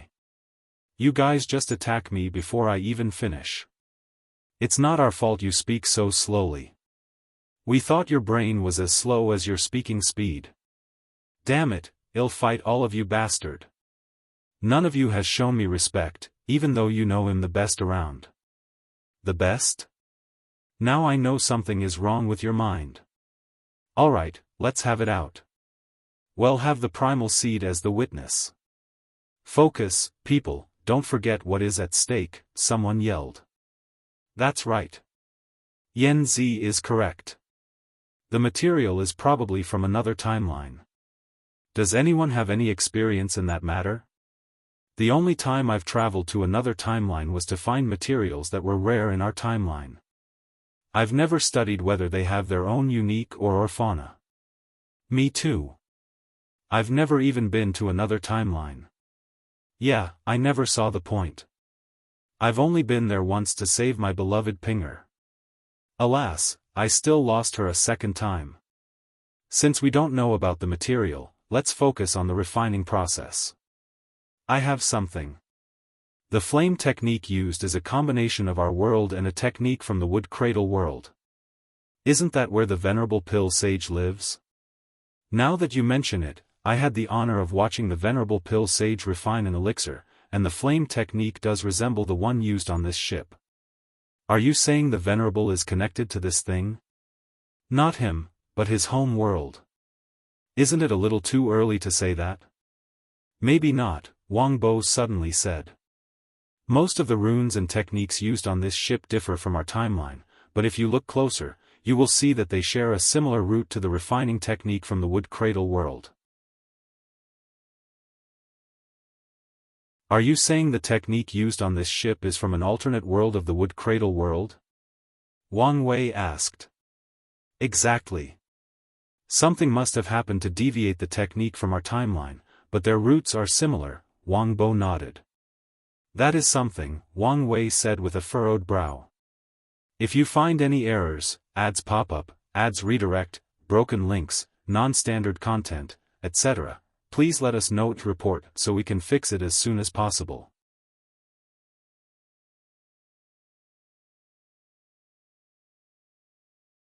Chapter 1486 The Boat's Implications. Wang Wei thought that by learning of the wood cradle world's history and a few visits to unique timelines, he might get more clues about what's coming. The Sex Library has a section dedicated to knowledge, information, and history about foreign worlds. Once he analyzed that information, Wang Wei would need to send someone to investigate or do it for himself. Boss Bo, come look at this, suddenly said an elderly man with a gray beard that touched the floor. However, the latter's lavish black robes and golden fan gave him a sage-like atmosphere and aura. Still, anyone with a decent sense could tell this sage-like aura was artificially created, which in fact reveals much about this person. What is it? Wang Bo asked. The energy signature and pattern of this boat is exact, almost uniform, Li Wen explained. This boat's blueprint was created for mass production, Wang Bo realized with shining eyes. Exactly, Li Wen nodded while fanning himself. Mass production? Wang Wei asked. The creator of the blueprint standardized the refining process to lower the difficulty and ensure as many of those boats can be created as possible, Wang Bo explained. He clicked his tongue. In other words, there are many of these boats, probably even legions. Yeah, Wang Bo nodded before clicking his tongue in wonder. This is a powerful artifact, and for someone to standardize it, I cannot fathom their level of skills. Time Eater used this artifact to manipulate the river of time. Given its shape, it's fair to say its primary use is navigation, to be precise, travel through the river of time, Wang Wei analyzed. If the people behind him have legions, it means they can travel to any chaos worlds or any timelines with relative ease, making them a well-cultivated force for grand-scale invasion. His words instantly made the room quiet. Everyone imagined how the sky turned dark as millions of these ships suddenly appeared in their world before releasing numerous powerhouses that started to slaughter and plunder. Is there a need for fear-mongering? After all, we don't know that for sure, someone said. Yes, there is no proof of any legion or invasion.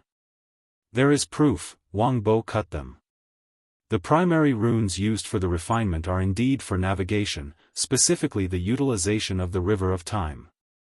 Primordial chaos is vast, and one of the reasons that only paragons are recommended to travel is that they can bend the river of time to teleportation, allowing them to cover the distance between worlds at a relatively fast pace.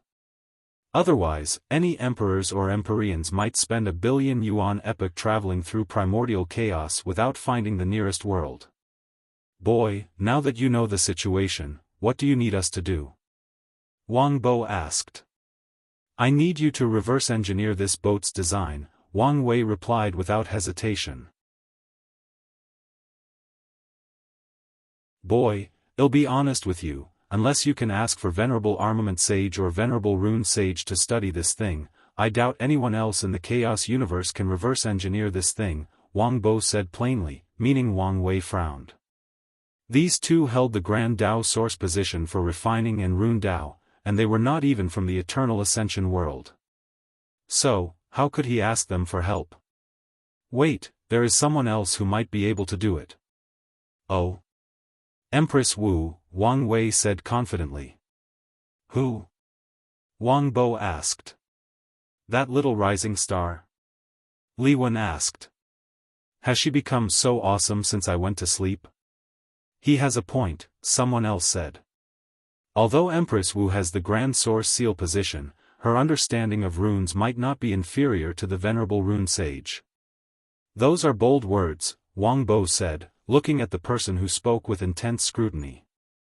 Not really. From what I know, they met during the Second Origin War and had a discussion. There is a rumor that they had a competition, and from the way the Venerable did not like to talk about the meeting, it's implied she defeated him. I didn't know such a great talent had appeared in the world, Wang Bo muttered. All his life, he had one goal, the Rune Grand Source position. Unfortunately, he failed, leaving his dream to his beloved disciple, Miscellaneous. Sadly, the latter's Tao involved the study of countless subjects, and Rune was just one of them. So, Wang Bo's dream was left to his second disciple, Yen Shurong. I hope that little bastard is alright, he thought. Yen Shurong had only reached the 9th heaven, 99%, by the time the ultimate taboo arrived, but he insisted on participating. Wang Bo hasn't heard any news, so he's a little worried. It's good that there is someone with such skill, but will she help us? Wang Bo asked.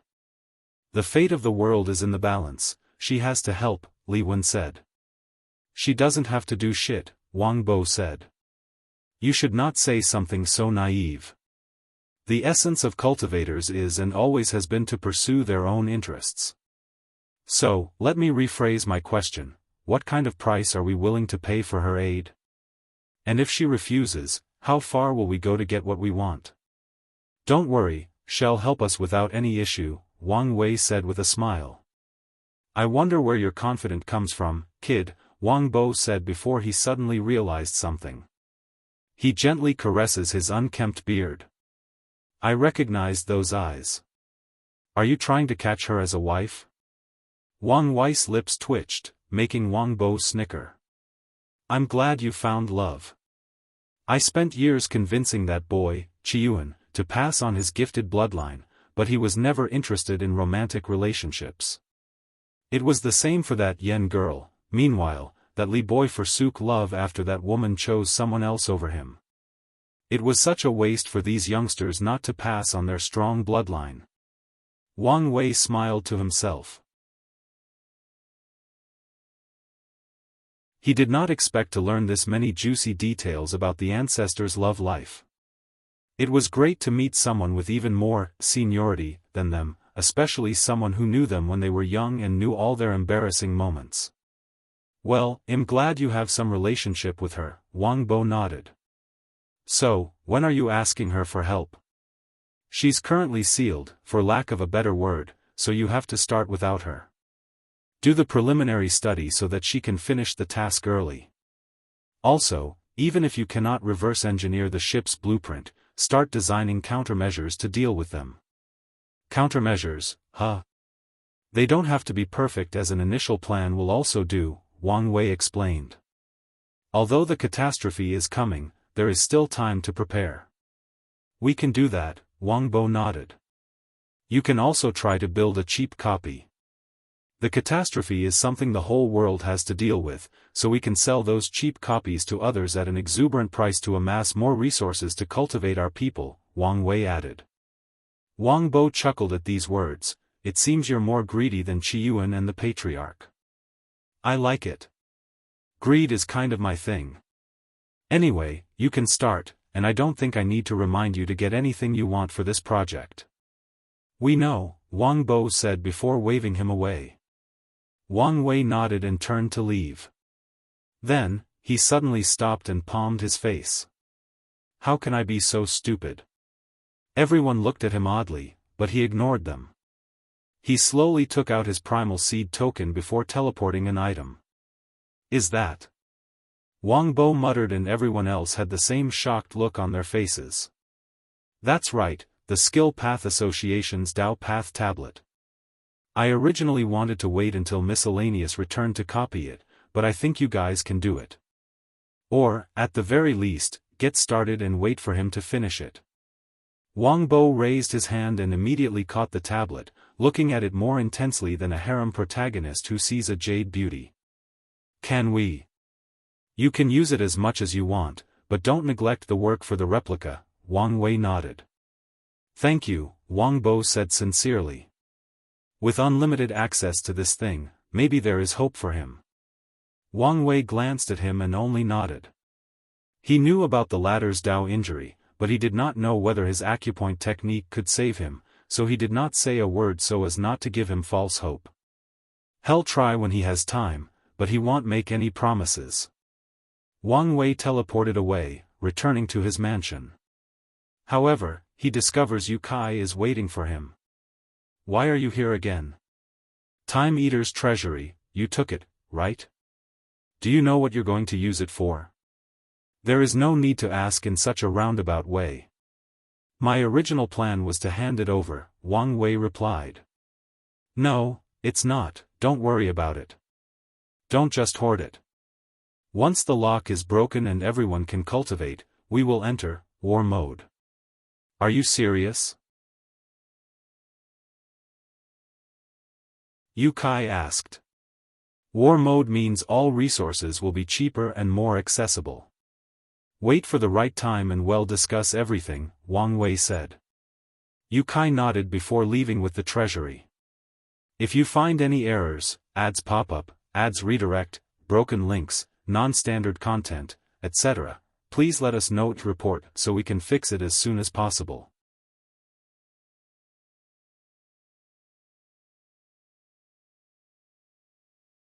Chapter 1487. The fourth piece. Wang Wei sat cross-legged in his retreat room, thinking about the previous conversation with Wang Bo and the other professionals, trying to figure out if he missed something. Wang Bo reminded me I need to start preparing for Li Jun and Yan Liling's ascension. He needed to prepare the resources for these to cultivate the Empyrean Peak as soon as possible, then he would hand over one of the trials tokens to them. Yan Liling might want to try Wang Bo's legacy trial, Wang Wei thought. Wang Bo left a trial to select disciples, and so far, 2 people have passed, Miscellaneous and Yan Shirong. Although these people have probably never officially met or spoken to Wang Bo, they are his disciples. Wang Bo's seniority and achievements has granted significant influence on Qiyuan and power in the sect, so it's a good idea for Yan Liling to become his disciple and guarantee her position in the sect, Wang Wei thought. With power and influence, she'll have access to more resources and can cultivate faster. Wang Wei hopes he'll make some progress in creating his all-nurturing artifact, from the source he received in the mortalhood trial. As long as he succeeds, he'll be able to drastically increase the time needed to cultivate paragons. Of course, he'll never be able to compete with the trial until he becomes a transcendent. His ambition is to reduce the time needed from millions of yuan epochs to hundreds of thousands. He doesn't know how long the catastrophe will last, but he knows it won't be short. Suppose the Dao opening sect and maybe the Eternal Ascension world have a method of rapidly cultivating paragons. In that case, they'll be able to recuperate their loss of upper echelon fighters and last longer in the catastrophe. Wang Wei shook his head to remove these thoughts. He then muttered, I wonder how little June and Linger are doing in the lower dimension. It's been a while, and he thought of them. However, Wang Wei knew this was not the time to be nostalgic and reined in his thoughts. Just as he was about to close his eyes to recuperate from the battle with Time Eater, Matriarch Xie Huan sent him a talisman about a matter that may be urgent, so she summoned him. What's the matter? A devil-loose cultivator slaughtered a small mortal dynasty at the far end of our territory, Xie Huan reported. Is something wrong with the cultivator? After receiving the news, I felt something was wrong and investigated. I discovered an almost disappearing trace of incense in their soul. You think this is the Divine Faith Haven's retribution for what I did to them? Wang Wei asked. The proof is almost non-existent, but it looks like it's the case. Wang Wei ran his hand through his head as he mulled over these words. They only sent an Empyrean to the seal, correct? He remembered that the Divine Faith Haven's participant tried her best to remain inconspicuous among all these paragons. Yes. Although she brought a paragon artifact, she was indeed just an Empyrean. Spread a rumor that their faction has secretly surrendered to the enemy and is working in secret to destroy any plan involving eliminating the lock. That's why they didn't send a paragon, Wang Wei ordered. What's the point of that? They can wash away their name as long as they reveal they had no active paragon, Xia asked. Such an admission will embarrass them slightly, but it won't affect them in any meaningful manner. These loose cultivators are restless after acquiring power. They also know there is an intense power vacuum with the disappearance of the ancestors, and it won't be long before things return to normal once the lock is gone. They need to take advantage of the situation before it's too late. So, what do you think they will do after hearing the Divine Faith Haven admitting they had no paragons? Even if they don't admit it, the rumors are enough to embolden them, Wang Wei explained. He understood why Tong Ruobing destroyed the Southern Chu dynasty and why she did it in such a public and grandiose manner. The weaker overlords have a higher chance of being attacked, and Wang Wei's actions are just to give them a target. I understand, Xia said before bowing down and disappearing into the shadows. Wang Wei proceeded with his recuperation. Most of his injuries were minor due to the protection of the unsoiled body pill, but his soul was heavily drained and burdened, so he needed to alleviate the issue. It took a few pills and 250,000 years, but he finally returned to peak.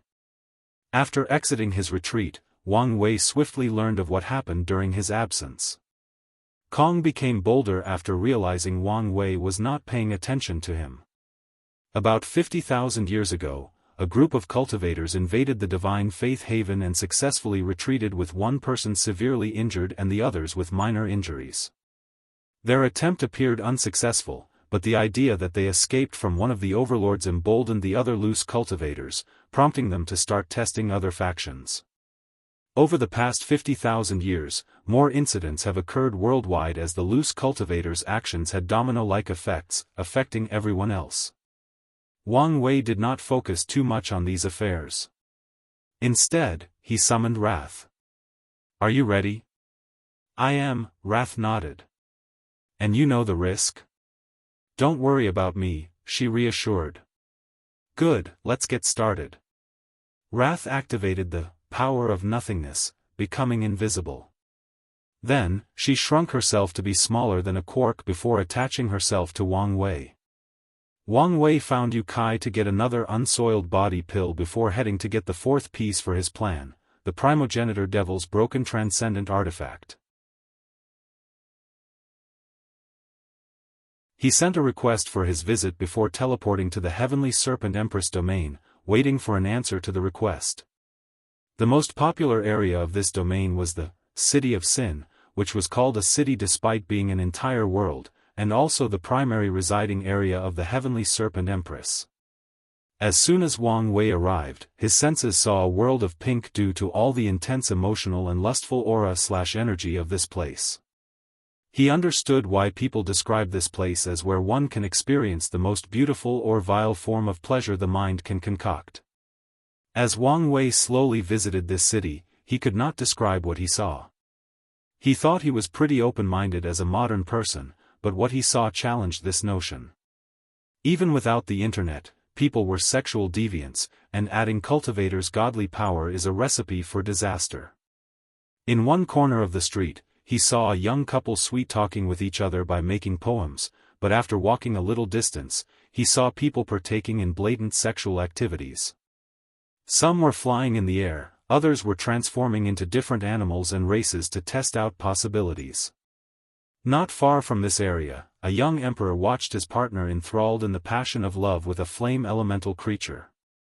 Wang Wei only knew they were partners because the woman kept asking excitedly, "Husband, can you see me?" and the young man kept nodding with a grin on his face. Sir, wait up," someone yelled at him to stop him. "You look like someone who understands pleasure derived from pain. Are you interested in visiting our lustful torture inn? You can inflict the pain or have someone else inflict it on you. The choice is yours, but if you do choose the former, you sign a contract not to kill our girls. We've spent a lot of resources training them. Of course, it won't matter if you bring your own partner. BDSM in the cultivation world? I've officially seen it all," Wang Wei thought speechlessly to himself. "No, thank you."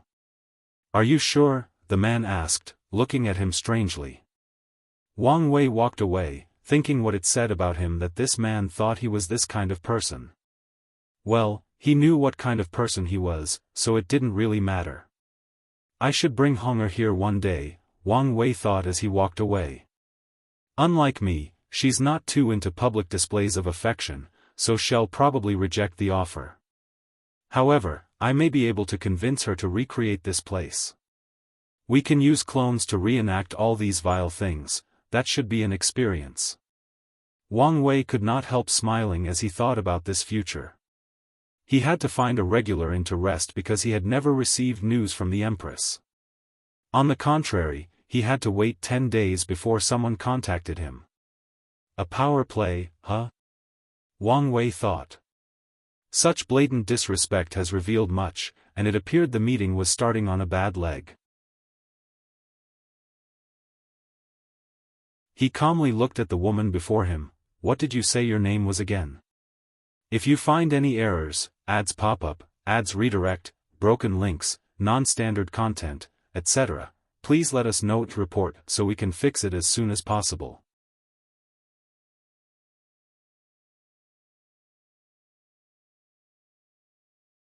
Chapter 1488 An uncomfortable meeting. You can call me Madame Shun, said a beautiful woman with bodacious curves. She did not fit the mold of the typical beauty of the cultivation, which favors thin women with pale skin. She was not fat. Instead, she was developed in all the parts that mattered. Wang Wei looked at her up and down before focusing on her tight clothes. If Li Jun was here, he would say he envied her robe, he thought. Madame Shun, it's a pleasure to see you finally.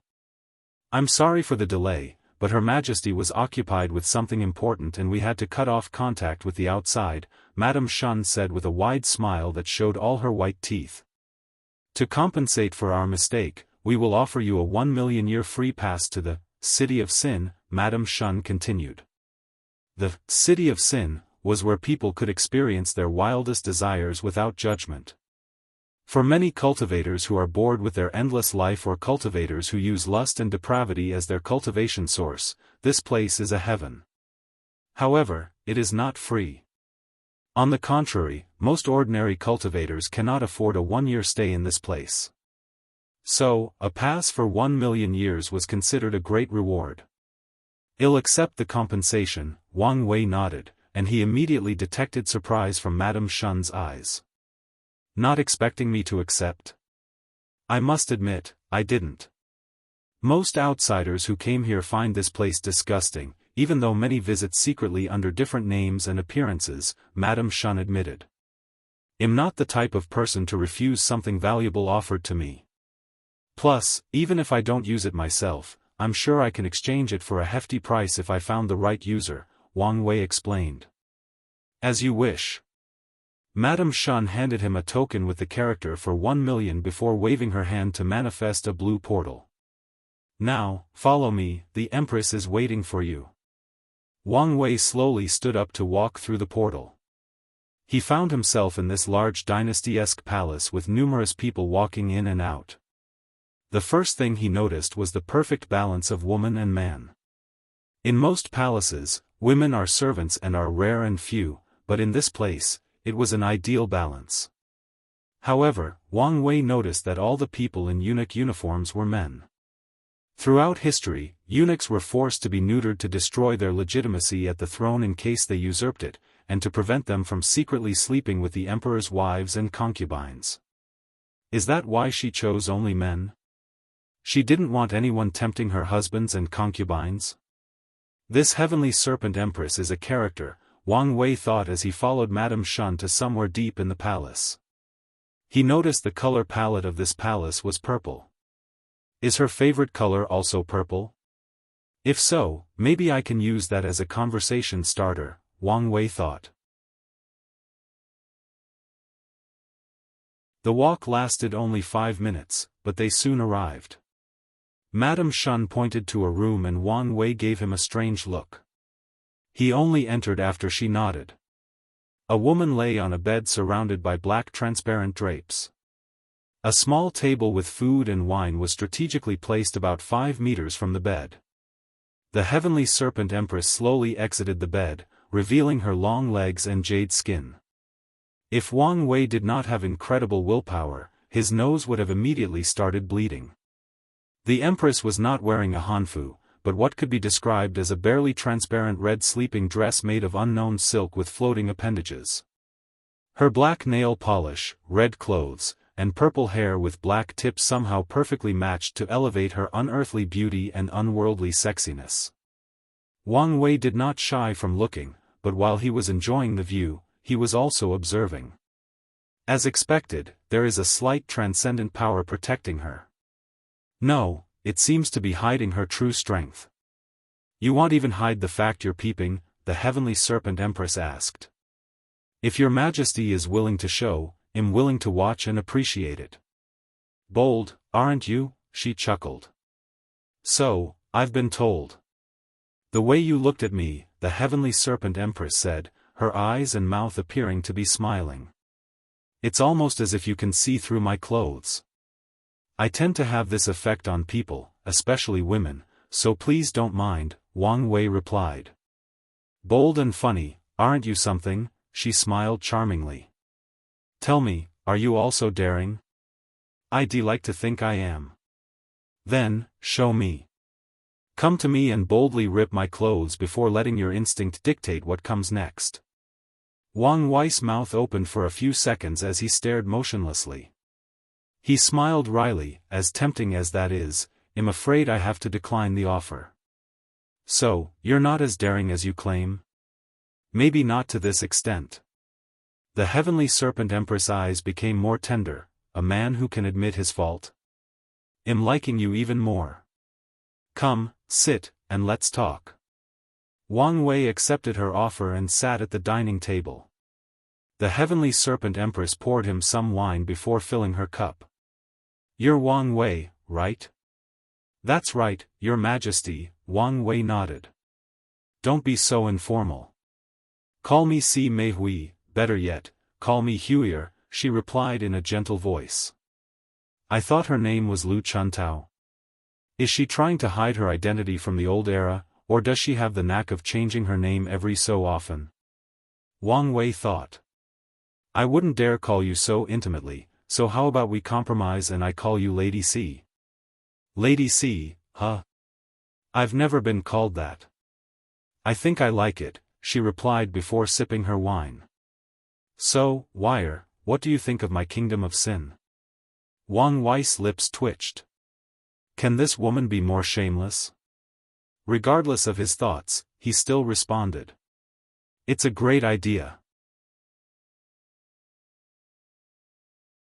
So many cultivators are sexually repressed, so I'm glad there is a safe space for them to explore their fantasies. Otherwise, heaven knows what these people would do.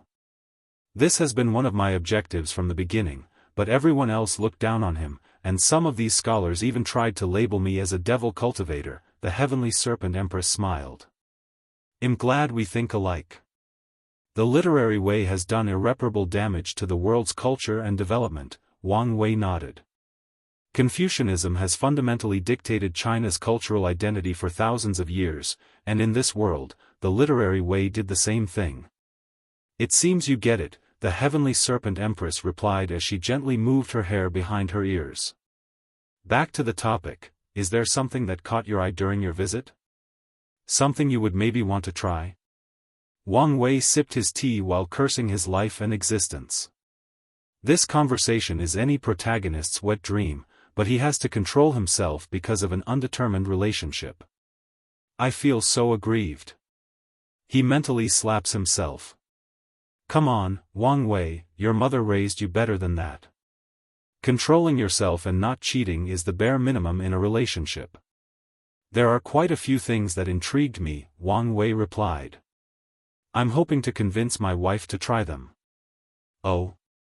And do you think it will work? The Heavenly Serpent Empress asked with a slight smirk on the corner of her mouth. Although she's not open to trying almost everything as I am, she's pretty open-minded and experimental. So, I like my odds. Pretty open-minded, you say? Is she open enough for another woman to join your bedroom? She asked while looking him in the eyes and slowly sipping her wine, ensuring her creamy tongue was on display. She's pretty rigid about that kind of thing, Wang Wei hurriedly said. She's even willing to go to extreme lengths to prevent me from getting with other women. Aren't you the man of your relationship? Can't you just order her to do it? The Heavenly Serpent Empress insisted. Sadly, she's the one wearing the pants in the relationship. I'm working hard to regain my manhood, but I still have a long way to go, Wang Wei admitted with pure eyes, making the Heavenly Serpent Empress body paused. She chuckled with an angelic voice before saying, I don't know whether I should look at you with disdain or respect for admitting this. I think you should respect it. After all, honesty is the best way to live life, Wang Wei replied. If only that were true, the Heavenly Serpent Empress sighed. It appears you're not interested in a wonderful night of passion with me. It's your loss since it would have been the most memorable night of your life. I'm sure it would have been. Tell me, why are you here? The Heavenly Serpent Empress said while looking at him directly as her eyes turned reptilian. However, her allure was gone, replaced by the majesty of a terrifying ruler. If you find any errors, ads pop up, ads redirect, broken links, non-standard content, etc., please let us know to report so we can fix it as soon as possible.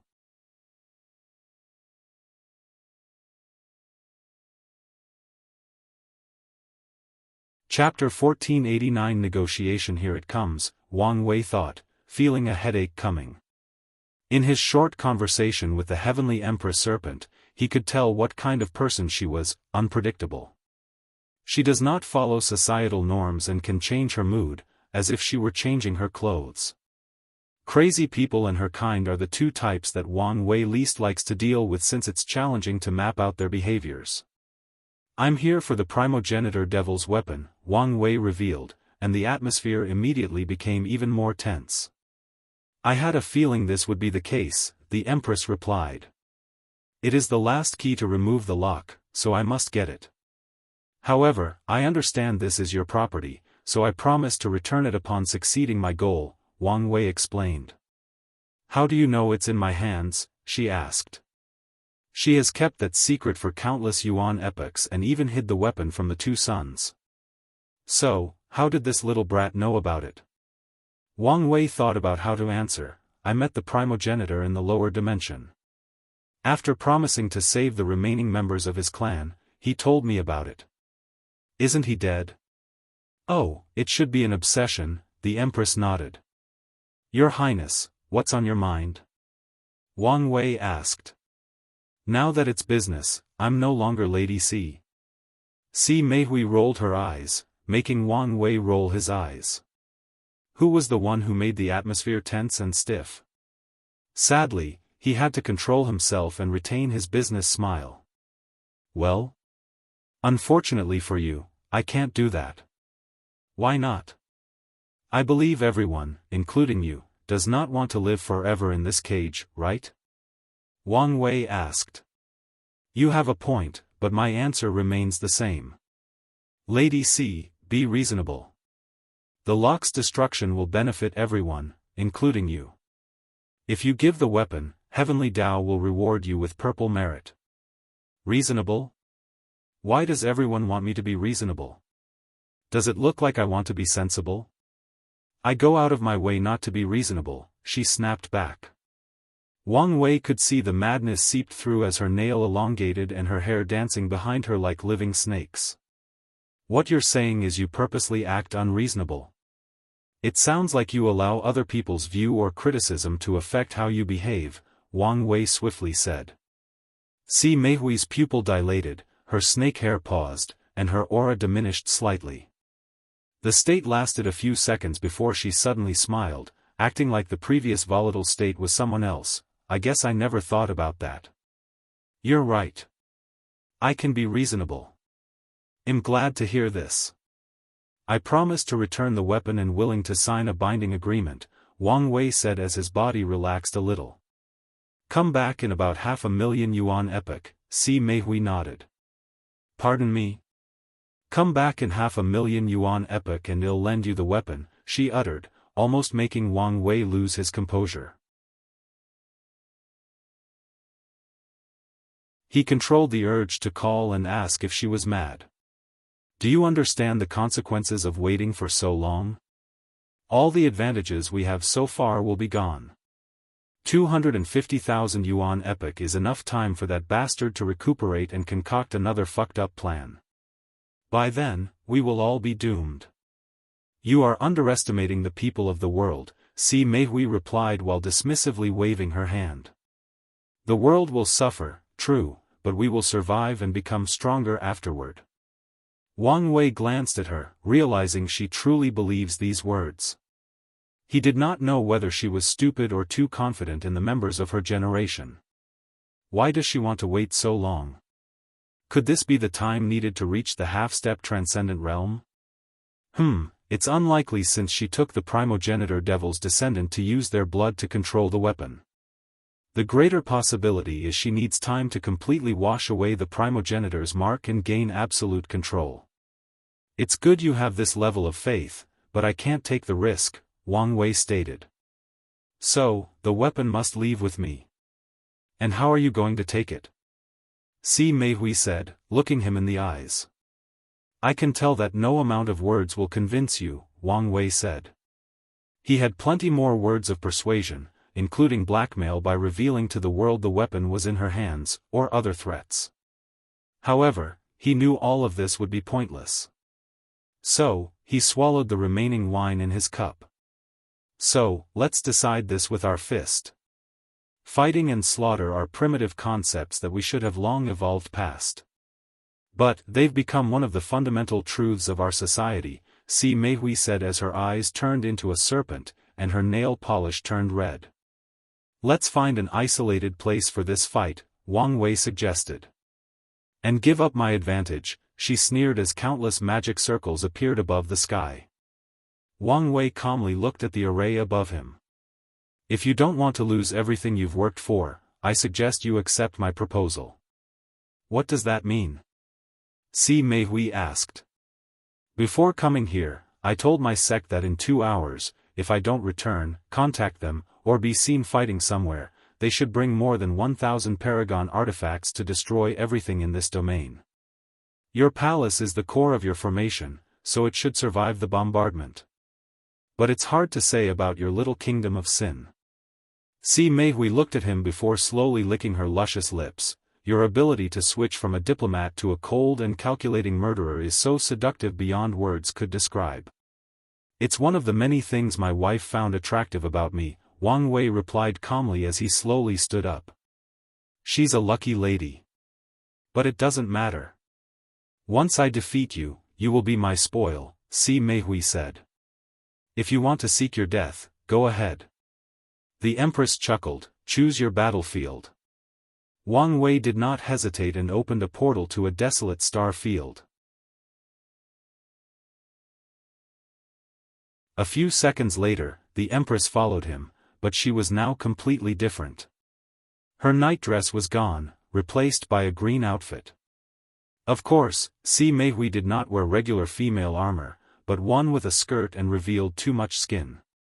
Such armor would usually be impractical, but with the proper refining technique, those exposed areas have the same level of protection, invisible shields, as anywhere else. That aura, Wang Wei analyzed. Is that Earth Dao?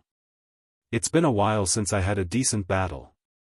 Don't disappoint me, young lover, she uttered as a trident materialized in her hand. She raised it above her shoulder before throwing it.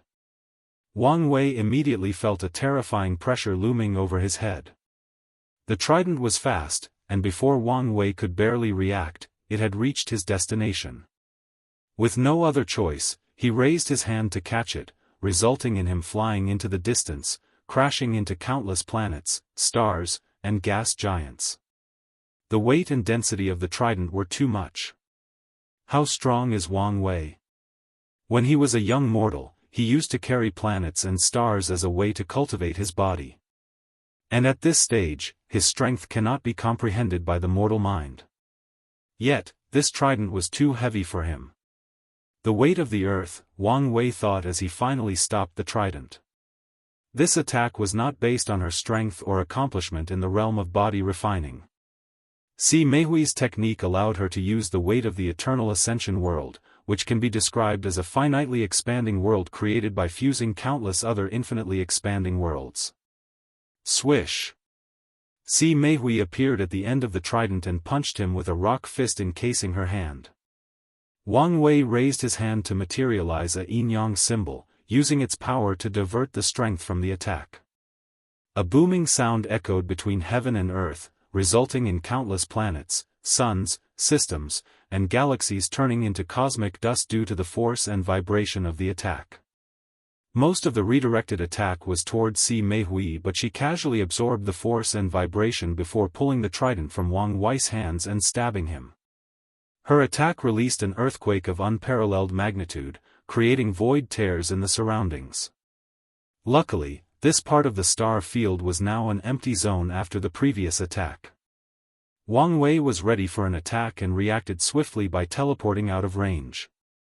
Si Meihui followed him like a hunter that had found her prey, but before she could attack, he said something that stopped her. "Wait. What? Are you surrendering so soon?" the Empress asked with rage written all over her face. "You're not Si Meihui, are you?" Wang Wei asked. "If you find any errors, ads pop up, ads redirect, broken links, non-standard content, etc., please let us know to report so we can fix it as soon as possible."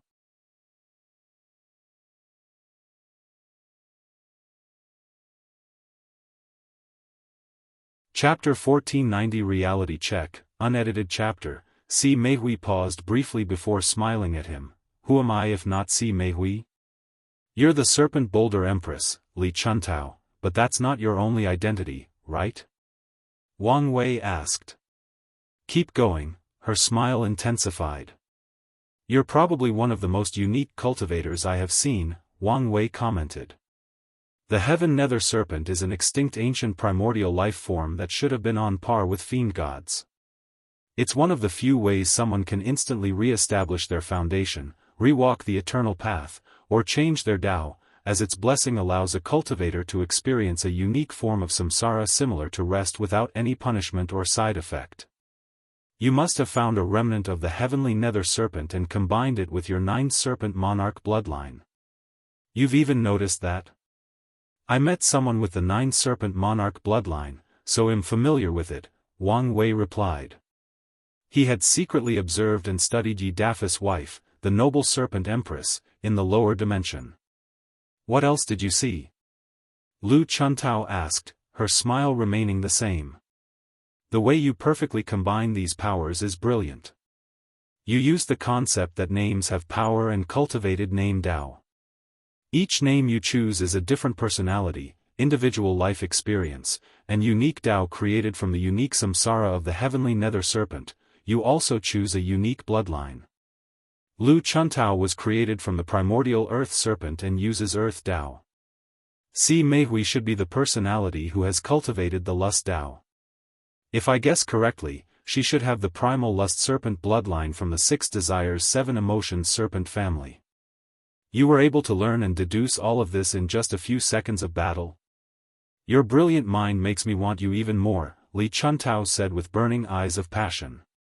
"Unfortunately for you, your attempt at stalling and secretly trying to influence my soul to a more agreeable personality is pointless. They are all me, and I am them. They are not different personalities, but more like alternative versions of myself with one mind and serve one purpose." "Well, I had to try," Wang Wei sighed. Assuming she was a primal paragon, he could not approach this battle as he did the others. So, without hesitation, he popped the unsoiled body pill and summoned the weapon the blacksmith flame and the poison demoness made for him, a purple spear. Additionally, he also connected to his grand constructs, Source Chi Space, Samsara, River of Time, and River of Fate. "So, you want to get serious, huh?" "Fine by me," Li Chuntao said as her body changed. Her armor changed into a proper black robe, her trident turned into a saber, and her eyes released lightning. "How about I let Leia Huang play with you?" she chuckled. She disappeared, leaving a trail of lightning in her path. As soon as Leia Huang reached Wang Wei, she slashed her saber with unparalleled force, forcing him to hold his spear with both hands to block her. His body was forced a few meters into the sky, but he held on. The devouring lightning serpent bloodline, Wang Wei complained. It was another primordial life form born in primordial chaos, with the power of primordial lightning and a bit of devouring Tao. With that one attack, Wang Wei felt a bit of strength was devoured, weakening him slightly. Is this the strength of a primal? He thought. He noticed that Leia Huang did not need to manually connect to other grand constructs like him, it was natural for her. Additionally, while he had a connection to 4, she only had access to 2, primordial chaos and the grand Tao source. Lei Wang's way of acting was that of a saberman, aggressive. As soon as Wang Wei was on the defensive, she took advantage of the momentum. Wang Wei had learned from the first clash and drastically increased his speed and reaction time by replacing his nerves with strings from the River of Fate. So, when the saber reached him, he had plenty of time to release his attack, Domain of Death. Unfortunately for him, Lei Wang's purple lightning tore apart the pseudo-death world he encased her with. Wang Wei stabbed the spear, timing his attack to match perfect for when Leia Huang leaves the domain. He wanted to place a shackle of fate on her bloodline, restricting access to others and limiting the current one. Unfortunately for him, a serpent had materialized around her and swallowed his chains. Leia Huang then made a grabbing motion and Wang Wei lost control over his body and flew toward her. What the hell? Electromagnetism? He immediately realized her attack worked similarly by resonating with the electro-impulses in his body and controlling them. However, primordial lightning functioned more as a pure destructive force, meaning she would need subtle control and application to achieve such a feat. More importantly, she easily bypasses all of the defenses of Wang Wei's fleshly body. Wang Wei pushed his space Dao to the limit as he tried to escape this grasping technique, but it was useless. Leia Huang punched him in the stomach, sending him flying away.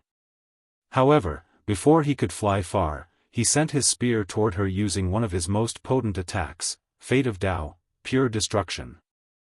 Inspired by Tian Xian, he created this superb technique by using his Fate Dao to control the destruction Dao. Then, he added all his other Dao to the power of destruction, using the chaotic mix as a form of destruction to boost it.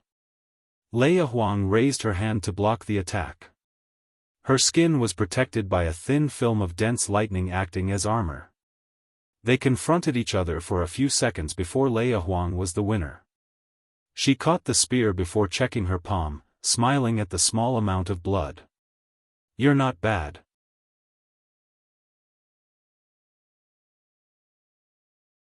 Although your cultivation is only 95%, you've developed many pseudo-unique skills, a pseudo-unique Dao will skill, and your ability to protect your chronospirit has also reached the threshold, she commented. There are 3 basic requirements for someone to become a primal paragon. The first one is a unique skill or technique that can instantly kill a peak paragon, in other words, killing them in one strike. The second requirement is a unique Dao will skill that can remain unremovable inside a peak paragon's body for at least 10 minutes to facilitate their easy death. Lastly, a primal paragon must be able to find the time mark of a peak paragon within 24 hours of their death to eradicate them completely. Once all the requirements are met, the paragon will receive a blessing from heaven and earth to establish their status and give them certain benefits. Of course, all these requirements are the bare minimum to become a primal. There is a difference between primals. Things like how many unique skills they have, how they use them, and their control over grand constructs determine how powerful they are when they face each other. Unfortunately, you have too many weaknesses, Leia Huang shook her head. Your soul is incomplete, meaning you'll be drained after using such potent techniques. And even if your soul was complete, without the nourishment from heaven and earth for the primal title, you probably couldn't use more than 10 attacks. The unsoiled body pill can only protect you for a few more minutes against my true will, and while you're excellent at protecting your time mark, you're still far away from mastering a unique technique at finding others.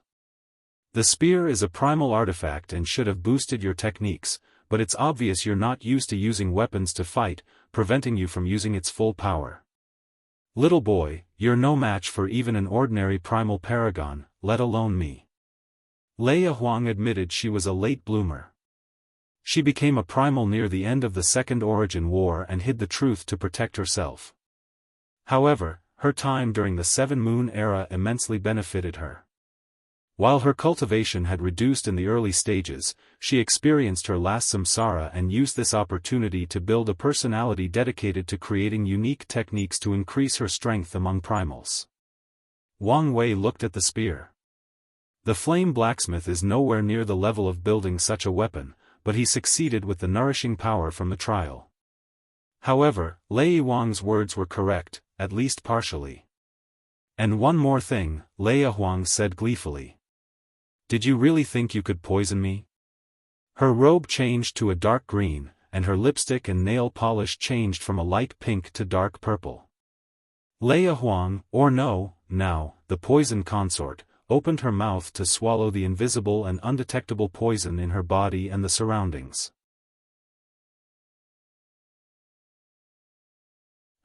Whoever made this poison is talented, but their cultivation is weak and relies on foreign forces to boost its potency. Unfortunately, their understanding of that foreign force is also limited. Wang Wei sighed.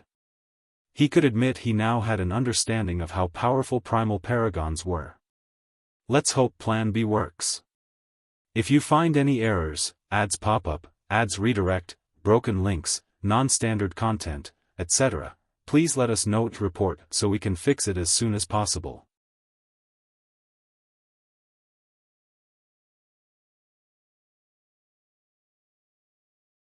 Chapter 1491 Plan C. Wang Wei could feel it, his breathing was laborious, beads of sweat appeared on his forehead, and a few parts of his body ached. His body was acting as if he were immortal. Only one attack and I'm already breathing heavily, he sighed. His attack was powerful, and in the battle with Time Eater, he could use a few of them. But now, after being boosted by the primal artifact, he already felt drained. She's right. Without becoming a true primal, using such a power is too much of a burden on my soul. After experiencing the nourishment of heaven and earth, a primal paragon's soul will be optimized, allowing them to use their unique/ultimate technique with as little burden as possible on their souls. Wang Wei looked at the poison consort, and the playful nature in her eyes almost riled him up. However, he controlled himself. Since the enemy wanted to play around and give him a chance to come on top, he would take it. He raised the spear and pointed it at his forehead. The artifact fused with his body, and his aura increased exponentially. Wang Wei clenched his hand, feeling the power coursing through his veins. He looked at the poison consort and punched. The attack was simple, with no lights, no manipulation of concepts, just a punch. However, the power was beyond what a mortal mind could fathom. Under that single punch, the stars dimmed, the galaxies shrank, spacetime bent into a singularity, the laws of heaven and earth creaked in pain as if reality itself was screaming. Finally, fate lost its power for a brief moment under the power of that punch. The poison consort smiled as she watched the attack reach her. Your strength finally reached that level. She exploded into a purple gas cloud, forcing Wang Wei to move out of the way.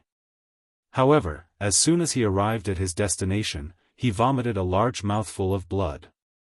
What a potent poison, he thought before using the power of nothingness inside his body to swallow the poison. Meanwhile, the poison consort appeared a few light years away from him, but she wore the previous armor. In other words, she had now switched to the Li Chuntao personality. Wang Wei teleported before her and kicked her. He controlled every atom in his body and used his grand mist will to create a universe inside the atoms. He burned these universes to power his attack. Li Chuntao encased her body in rocks before turning her trident into a shield, blocking the punch. Lu Chuntao's body slid in the air, her footsteps creating void cracks in the process. Wang Wei's eyes lit up before firing a heat vision attack. Li Chuntao raised her shield to block, but this attack was blessed by Freedom Dao, and it was free from any defense or blockade. So, the heat passed through the shield to hit Li Chuntao's head. Sadly, it did no damage. She was connected to the death, and Wang Wei's attack was akin to him trying to destroy all the soil, mountains, or earth of most of the eternal ascension world. Damn it, he cursed. He realized she chose this persona because it had the highest defense, and the Empress wanted to wait until he was tired to capture him. Wang Wei used his 2 fingers as a blade, blessing it with his Karma Dao to cut off the connection between Li Chuntao and the earth. Unfortunately, he had to experience the mental torture of fighting a master of defense. Wang Wei's attack hit the connection, but even that connection had a terrifying defensive measure protecting it. Although you hide it very well, I can feel your frustration, Li Chuntao giggled. Wang Wei ignored her as he summoned countless strings of fate, trying to strangle her. His strings entangled her, but it did nothing. Li Chuntao became as sturdy and unchangeable as the earth, to the point that even fate could not affect her. Wang Wei could feel the strength rapidly sapping out of his body, meaning he had to finish this as fast as possible, or find a way to buy him more time. How long do you need? He asked. Sorry, there is some complication, so I need a little longer. Wang Wei did not show any expression, but he was not in a good mood. Despite his best effort, he greatly underestimated the strength of a primal paragon, and now, Plan B was delayed. He exhaled, thinking of his next move. The answer came to him immediately, and he stopped attacking. What? Already tired? Li Chuntao asked, but Wang Wei did not answer. Instead, he took out a few soul-replenishing pills and tried to swallow them. Not on my watch, Li Chuntao said as she instantly teleported before him. She attacked him with the shield, not caring that it was a defensive weapon. However, Wang Wei was only baiting her. As soon as she came close, his body released a terrifying level of power of nothingness, annihilating everything in its path. She's too quick, Wang Wei thought with gritted teeth. At the last minute, a burst of lightning surrounded the Empress, and she moved away from the center of the attack. Although it touched her a bit, it was nothing for her. Boundless paragons are better than regular paragons because of their passive defense and regenerative ability. Because of the eternal characteristics in their existence, boundless paragons heal faster from normal injuries, and they have a higher immunity to Dao will attacks, making it harder for these things to penetrate or stay inside them. And if the boundless paragon happens also to be body refining, these abilities are further amplified. As such, Li Chuntao's injury was healed instantly after removing Wang Wei's true will and cutting off the part of her body connected to the nothingness power. Wang Wei looked at the Empress, who had switched to the Si Meihui personality. Her eyes and red luscious lips oozed lust and passion, and with one glance, Wang Wei's spirit was ensnared as he found himself in a harem of beauties that all looked like Si Meihui. She went for my weakness, he thought. His soul was weak compared to hers, so she immediately targeted it. Wang Wei did not hesitate what he learned in his training with his wife and from the trial, protecting his soul. He successfully blocked her power of lust, but his spirit could not escape this illusion. The world favors balance and cycles. Wang Wei spent all his life bullying others with his powerful soul, and now, it was his turn to be bullied. Your plan is useless, Si Meihui said with a gentle smile. What? Wang Wei asked. What you don't know is that Mo Yuan was only a peak paragon when he started his grand war of unification. The spirit imprint and backhand methods he left on the artifact are only powerful because of the artifact itself, not because of him, she explained, her eyes not hiding the playfulness. After all these years, although I haven't removed them due to the artifact's power and nature, I've sealed all of Mo Yuan's power. So, even if he were to revive, he could not take back control from me. Wang Wei stared at her. What? Feeling despair that your plan will fail? What do you think? Wang Wei asked. Yes, only lesser men will feel despair during times of failure or stress, and you, Wang Wei, is the farthest thing from a lesser man. So, what's your next plan? If you don't have another way out, you should accept your fate as my new concubine, Si Meihui said while batting her eyelashes. Wang Wei looked at her. He had a plan C, but that was a last resort with too many possibilities for something to go wrong. He really did not want to use it, that's why he tried the diplomatic first, followed by battle, and wrath was his last assurance. There is no point in hesitating now, Wang Wei thought as he prepared to summon from his space ring. However, before he could move, a terrifying consciousness descended in this spiritual space, shattering it and freeing him in the process. Wang Wei recognized that consciousness, so he only showed a slight surprise. However, Si Meihui had an ugly expression on her face. Maithreya, why are you meddling in people's affairs? Si Meihui yelled. A deep sigh echoed in the void, followed by a voice with the natural ability to calm down the mind. Li Chuntao, you are wise, so why are you acting like this? Give him the artifact, and I guarantee, in my name and honor, I'll return it to you. Si Meihui looked at the sky with gritted teeth. If it were just Maithreya's vessel, she was confident she could deal with it using the small amount of power she could use from the artifact. However, Si Meihui knew she had no chance if the real body showed up and used her power. Fine, but I want a guarantee, she replied before waving her hand to teleport someone wrapped in chains. Shall remain with me until the sword is returned. Wang Wei looked at the captured wrath and his lips twitched. What do you say? Maithreya asked. All right, Wang Wei sighed. You can't. Wrath yelled. What choice do I have? Wang Wei asked. You promised to protect me. Are you breaking your words? I promised to do my best, and that's what I have done, Wang Wei replied. And, aren't you safe? You. Don't you understand what's at stake? Wang Wei asked, wondering what had happened to her. In the lower dimension, she was so mature and wise, but ever since ascending, ever since she had successfully fulfilled her mission to protect and revive the devil race, she had lost all that maturity and wisdom. Are you really going to hand me over? Wrath asked. Wang Wei looked her in the eyes and understood what was happening. After freeing herself from her duty, her mentality revived to a childlike state when she was with her master, the primogenitor devil. But he was gone, and Wrath wanted someone else to take that role, someone else to make her feel the previous sense of security. So, she chose the most powerful and reliable person she knew, Wang Wei. It also helped that he had made a promise to her previous master. Unfortunately for her, Wang Wei was not the primogenitor devil. Do we have a deal? Wang Wei asked Si Meihui, who giggled as she looked at both of them. No problem. She waved her hand and a black orb materialized in Wang Wei's palm. Si Meihui took one last look at them before teleporting with Wrath. If you find any errors, ads pop up, ads redirect, broken links, non-standard content, etc., please let us know to report so we can fix it as soon as possible.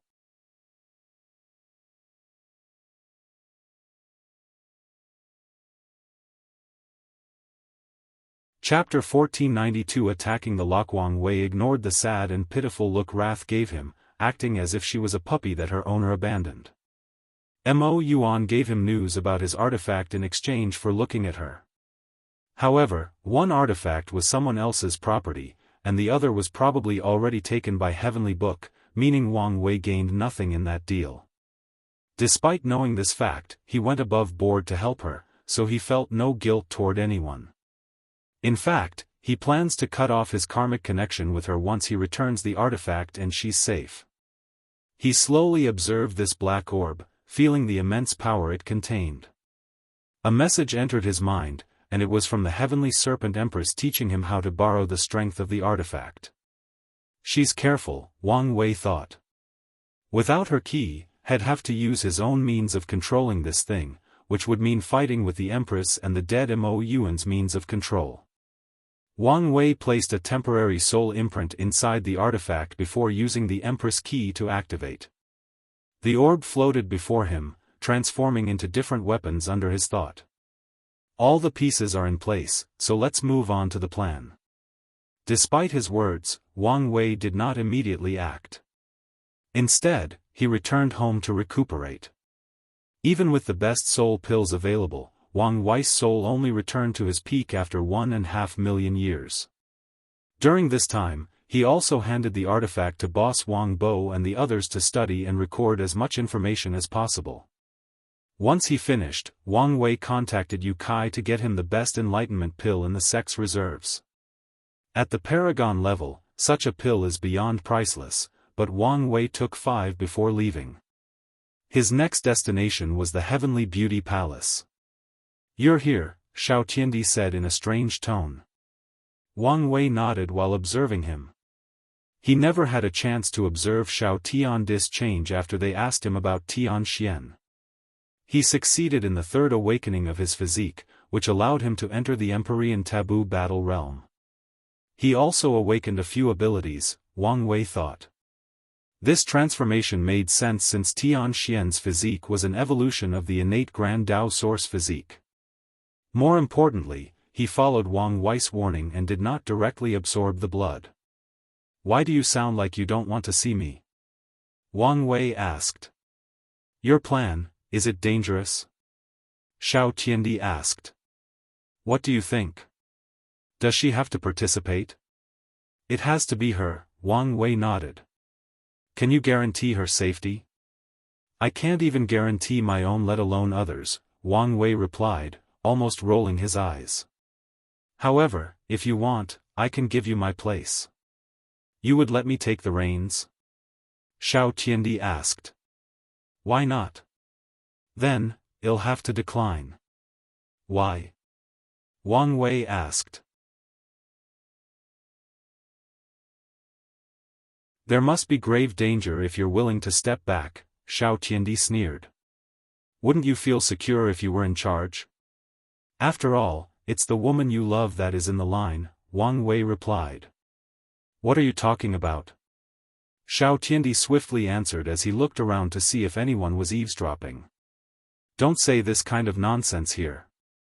Love doesn't have to be romantic," Wang Wei said with a grin, making Xiao Tiandi stare at him.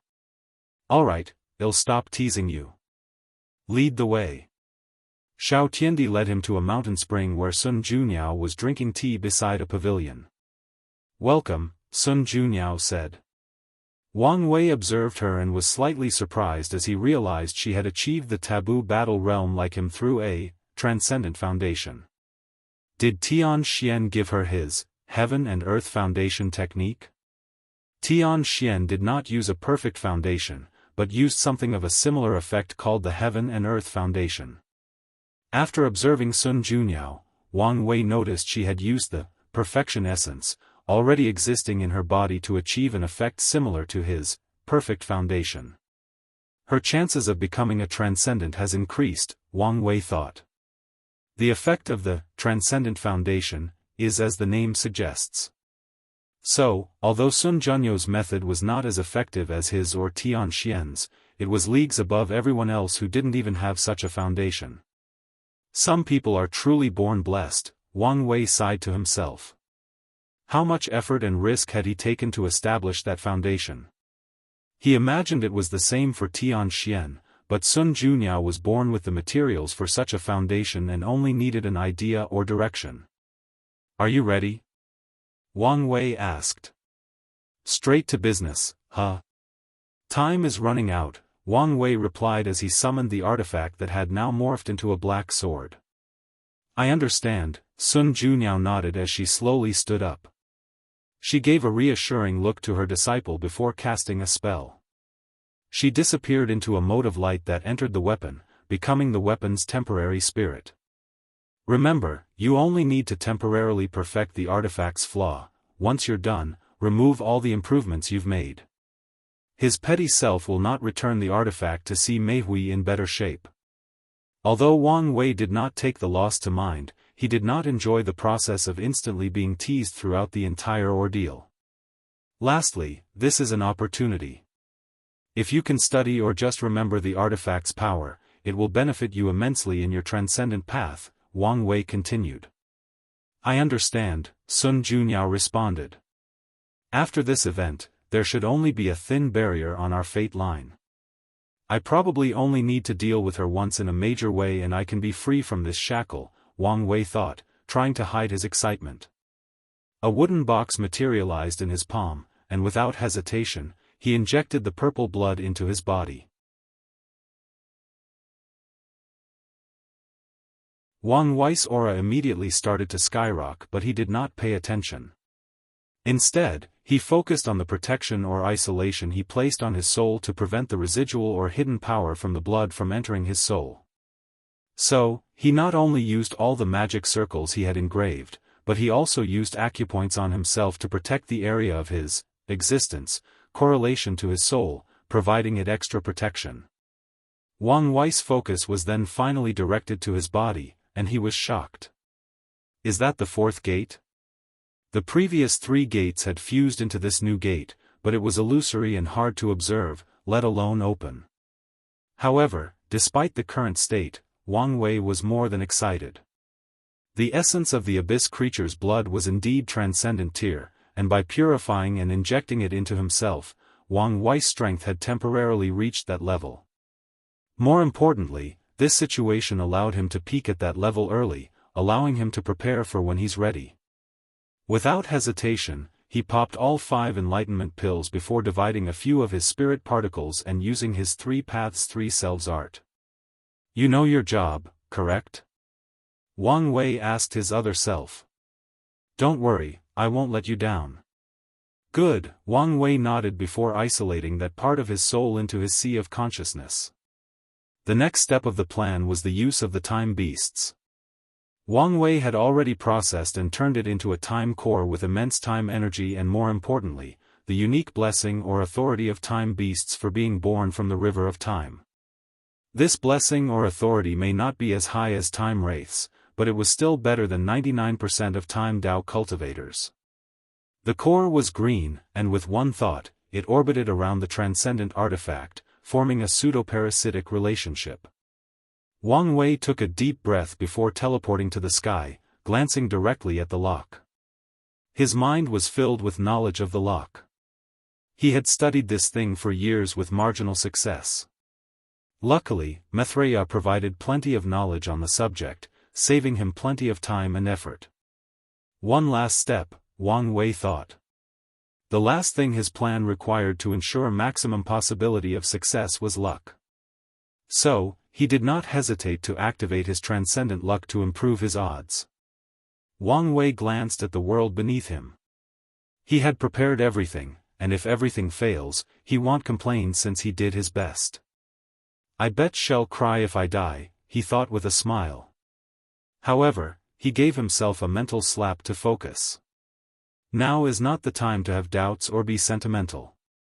Wang Wei's eyes became firmer as he regained his cutthroat and ruthless mindset when facing adversity. He raised his sword, and the green core shone with brilliant light. With one swing of the blade, a projection of the river of time manifested, and its target was the lock. If you find any errors, ads pop up, ads redirect, broken links, non-standard content, etc. Please let us know to report so we can fix it as soon as possible.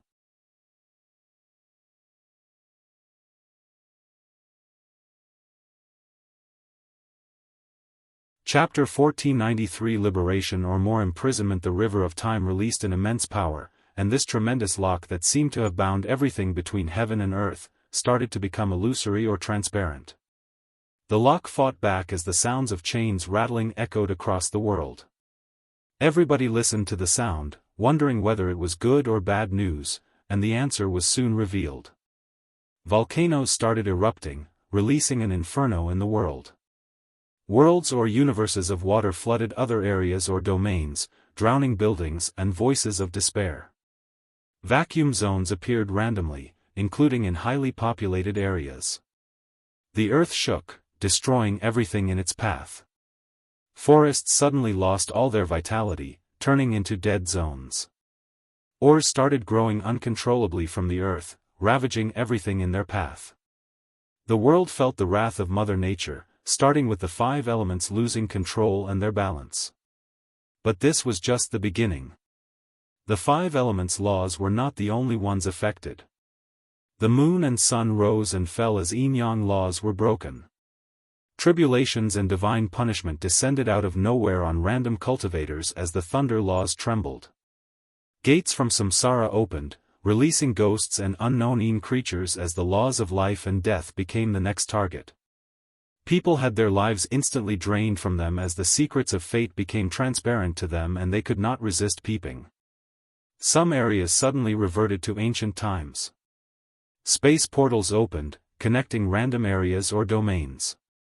All these disasters were catastrophic to cultivators, but the one who suffered the most, as always, was the mortals. However, Wang Wei was not in the situation to care about that. After swinging that sword, he felt his stamina and power draining at an alarming rate. Luckily, he allowed his body to bear all the brunt of using this artifact, or his soul would probably explode if it were part of the equation. He observed the result with great concentration. Wang Wei's plan was inspired by how the universe dealt with isolating time mark and killing someone from the past. He used the authority of the time beast to send the lock and its effect to an alternate timeline. The primary purpose of the blood and sword was to boost his strength to that level and boost the power of the time beast. He also chose to use the River of Time because it was Maitreya's domain and where supreme unity had the least control or authority. Wang Wei concentrated to provide ample power to his sword. Time was running out, but he knew that as long as the lock was weakened to a sufficient level, Maitreya could use her authority from the River of Time to accelerate the process. So, the only issue was whether he could last long enough to reach that point. The lock continued fighting and became even more transparent. New changes happened in the world. People started to regain connection to the Grand Tao Source and other grand constructs, such as the Source Chi space. The Immortal Path cultivators almost cried as they saw hope for their Immortal King path. The others also did not hide their excitement. Unfortunately, the weaker cultivators were too busy surviving to care about such a thing. Almost there, Wang Wei thought as beads of sweat dripped from his forehead. However, things would never go so smoothly. A cry echoed from the lock before a shadowy figure with a pair of cold eyes appeared. Wang Wei stared at those cold eyes with furrowed brow. This should be his last protective measure. Sage Lin Qi, it's your time to shine, Wang Wei muttered as his breath became more rugged. A golden scroll appeared in the distance, and after a few seconds of releasing its holy light, it transformed into the gentle and kind Sage Lin Qi. The latter nodded to Wang Wei before rushing to confront the lock's spirit. The battle was instantly intense, but Wang Wei also immediately knew Sage Lin Qi had no chance. His brow furrowed deeper. This, timeline banishing spell, cast using a semi-completed transcendent artifact and false transcendent power, was draining him at an exponential rate. If not for Sun Junyo's spirit helping him manage things, he wouldn't have lasted more than 10 seconds. But on top of everything, he still has to worry about other things. Wang Wei's mind went on overdrive, trying to think of a way to deal with the situation.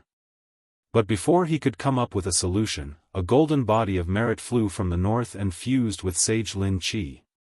Tong Ruobing? Wang Wei thought as he recognized that golden body. Following her actions, a few more golden bodies showed up to aid Sage Lin Qi, proving that more of them hid themselves and did not answer to Wang Wei's previous call. Better late than never, Wang Wei thought, still secretly complaining. He focused on his task, relieved now that Sage Lin Qi could last longer. Unfortunately, his relief did not last long. The lock released a strange vibration that echoed between heaven and earth. Wang Wei sensed something and looked in the direction of the Premarch Origin Temple. Numerous auras flew out of the temple, all tier 12. Heaven Primarchs, Wang Wei muttered. Primarchs were the darlings of heavenly Tao, and the only reason they could fight on par with paragons was due to their blessing. Supreme Unity, now controlling Heavenly Dao, activated his trump card by calling these primarchs to his service. These traitors, Wang Wei said as he sensed more of them appearing, with the demon race providing the second largest number. Wang Wei reacted swiftly by yelling and ensuring his voice could be heard worldwide, anyone who wants merit needs to stop these traitors immediately. Heavenly Dao, who was completely silent during this ordeal, suddenly moved by releasing a vision. An enormous scroll materialized after the vision, with blank lines labeled 1 to 5, and a title of merit contribution list.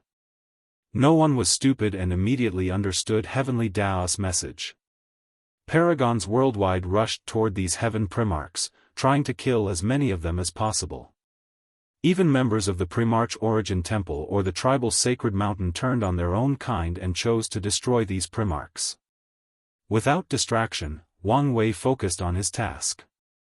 He took advantage of the lock's weakness to access the source chi space and took the energy from Wuhang's vault. "Ancestors, give me access to your vaults," Wang Wei yelled, and a few seconds later, felt a connection to a few more vaults. He did not hesitate to use their energy to boost the sword and his spell. The rate at which the lock disappeared suddenly accelerated, with more than 60% of it already exiled into an unknown timeline. A golden palm suddenly manifested between heaven and earth, heading directly for the lock. "I'll take it from here," Maithreya's voice graced the world. A black and white hand appeared opposite her, trying to stop her actions. However, right as they were about to clash, the black and white hand disappeared, teleporting above Wang Wei's body and attacking him. "I know a bastard like you would not accept all your plans being ruined by someone you see as an annoying ant," Wang Wei thought with a sneer. As soon as the hand approached, he used his acupoint technique to activate and aggravate the parts of his existence that he could not understand or find fishy. Then, he exploded his body, releasing whatever horror was in his body into that attack. Wang Wei watched as his body turned into a purple blood mist that enveloped Supreme Unity's actions. The hand disappeared, but he did not know whether it caused any trouble. He looked at the sky, and as expected, without interference, Maithreya forced the lock into the river of time, banishing it forever. Wang Wei closed his eyes as he felt the connection to the Grand Tao source. Although this was common during the trial, this time somehow felt different, it felt better. He took a deep breath. "Is this the taste of freedom? I like it." A wide smile was plastered on his face. In this brief moment, he was happy, even though the world was in shambles. Wang Wei connected to his spirit particle and asked, "How was it?" "I'm sorry, but it's only 13% done despite my best effort." 13% is an excellent result, Wang Wei replied. It was tasked to analyze the fourth gate and create a technique to replicate it. Although this technique was only 13% completed, it was a significant achievement as it marked the beginning of his transcendent path. Most people are still in the idea phase of that path, but he already has a technique that is 13% done, and he's not even a peak paragon yet.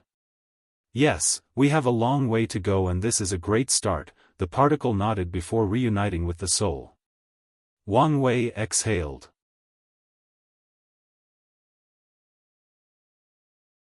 "My work here is done. Next, it should be their turn. If you find any errors, ads pop up, ads redirect, broken links, non-standard content, etc., please let us know and report so we can fix it as soon as possible." You're tuning in to the Unparalleled Sword Will YouTube channel. Don't forget to subscribe and join us on this journey to catch the most captivating stories.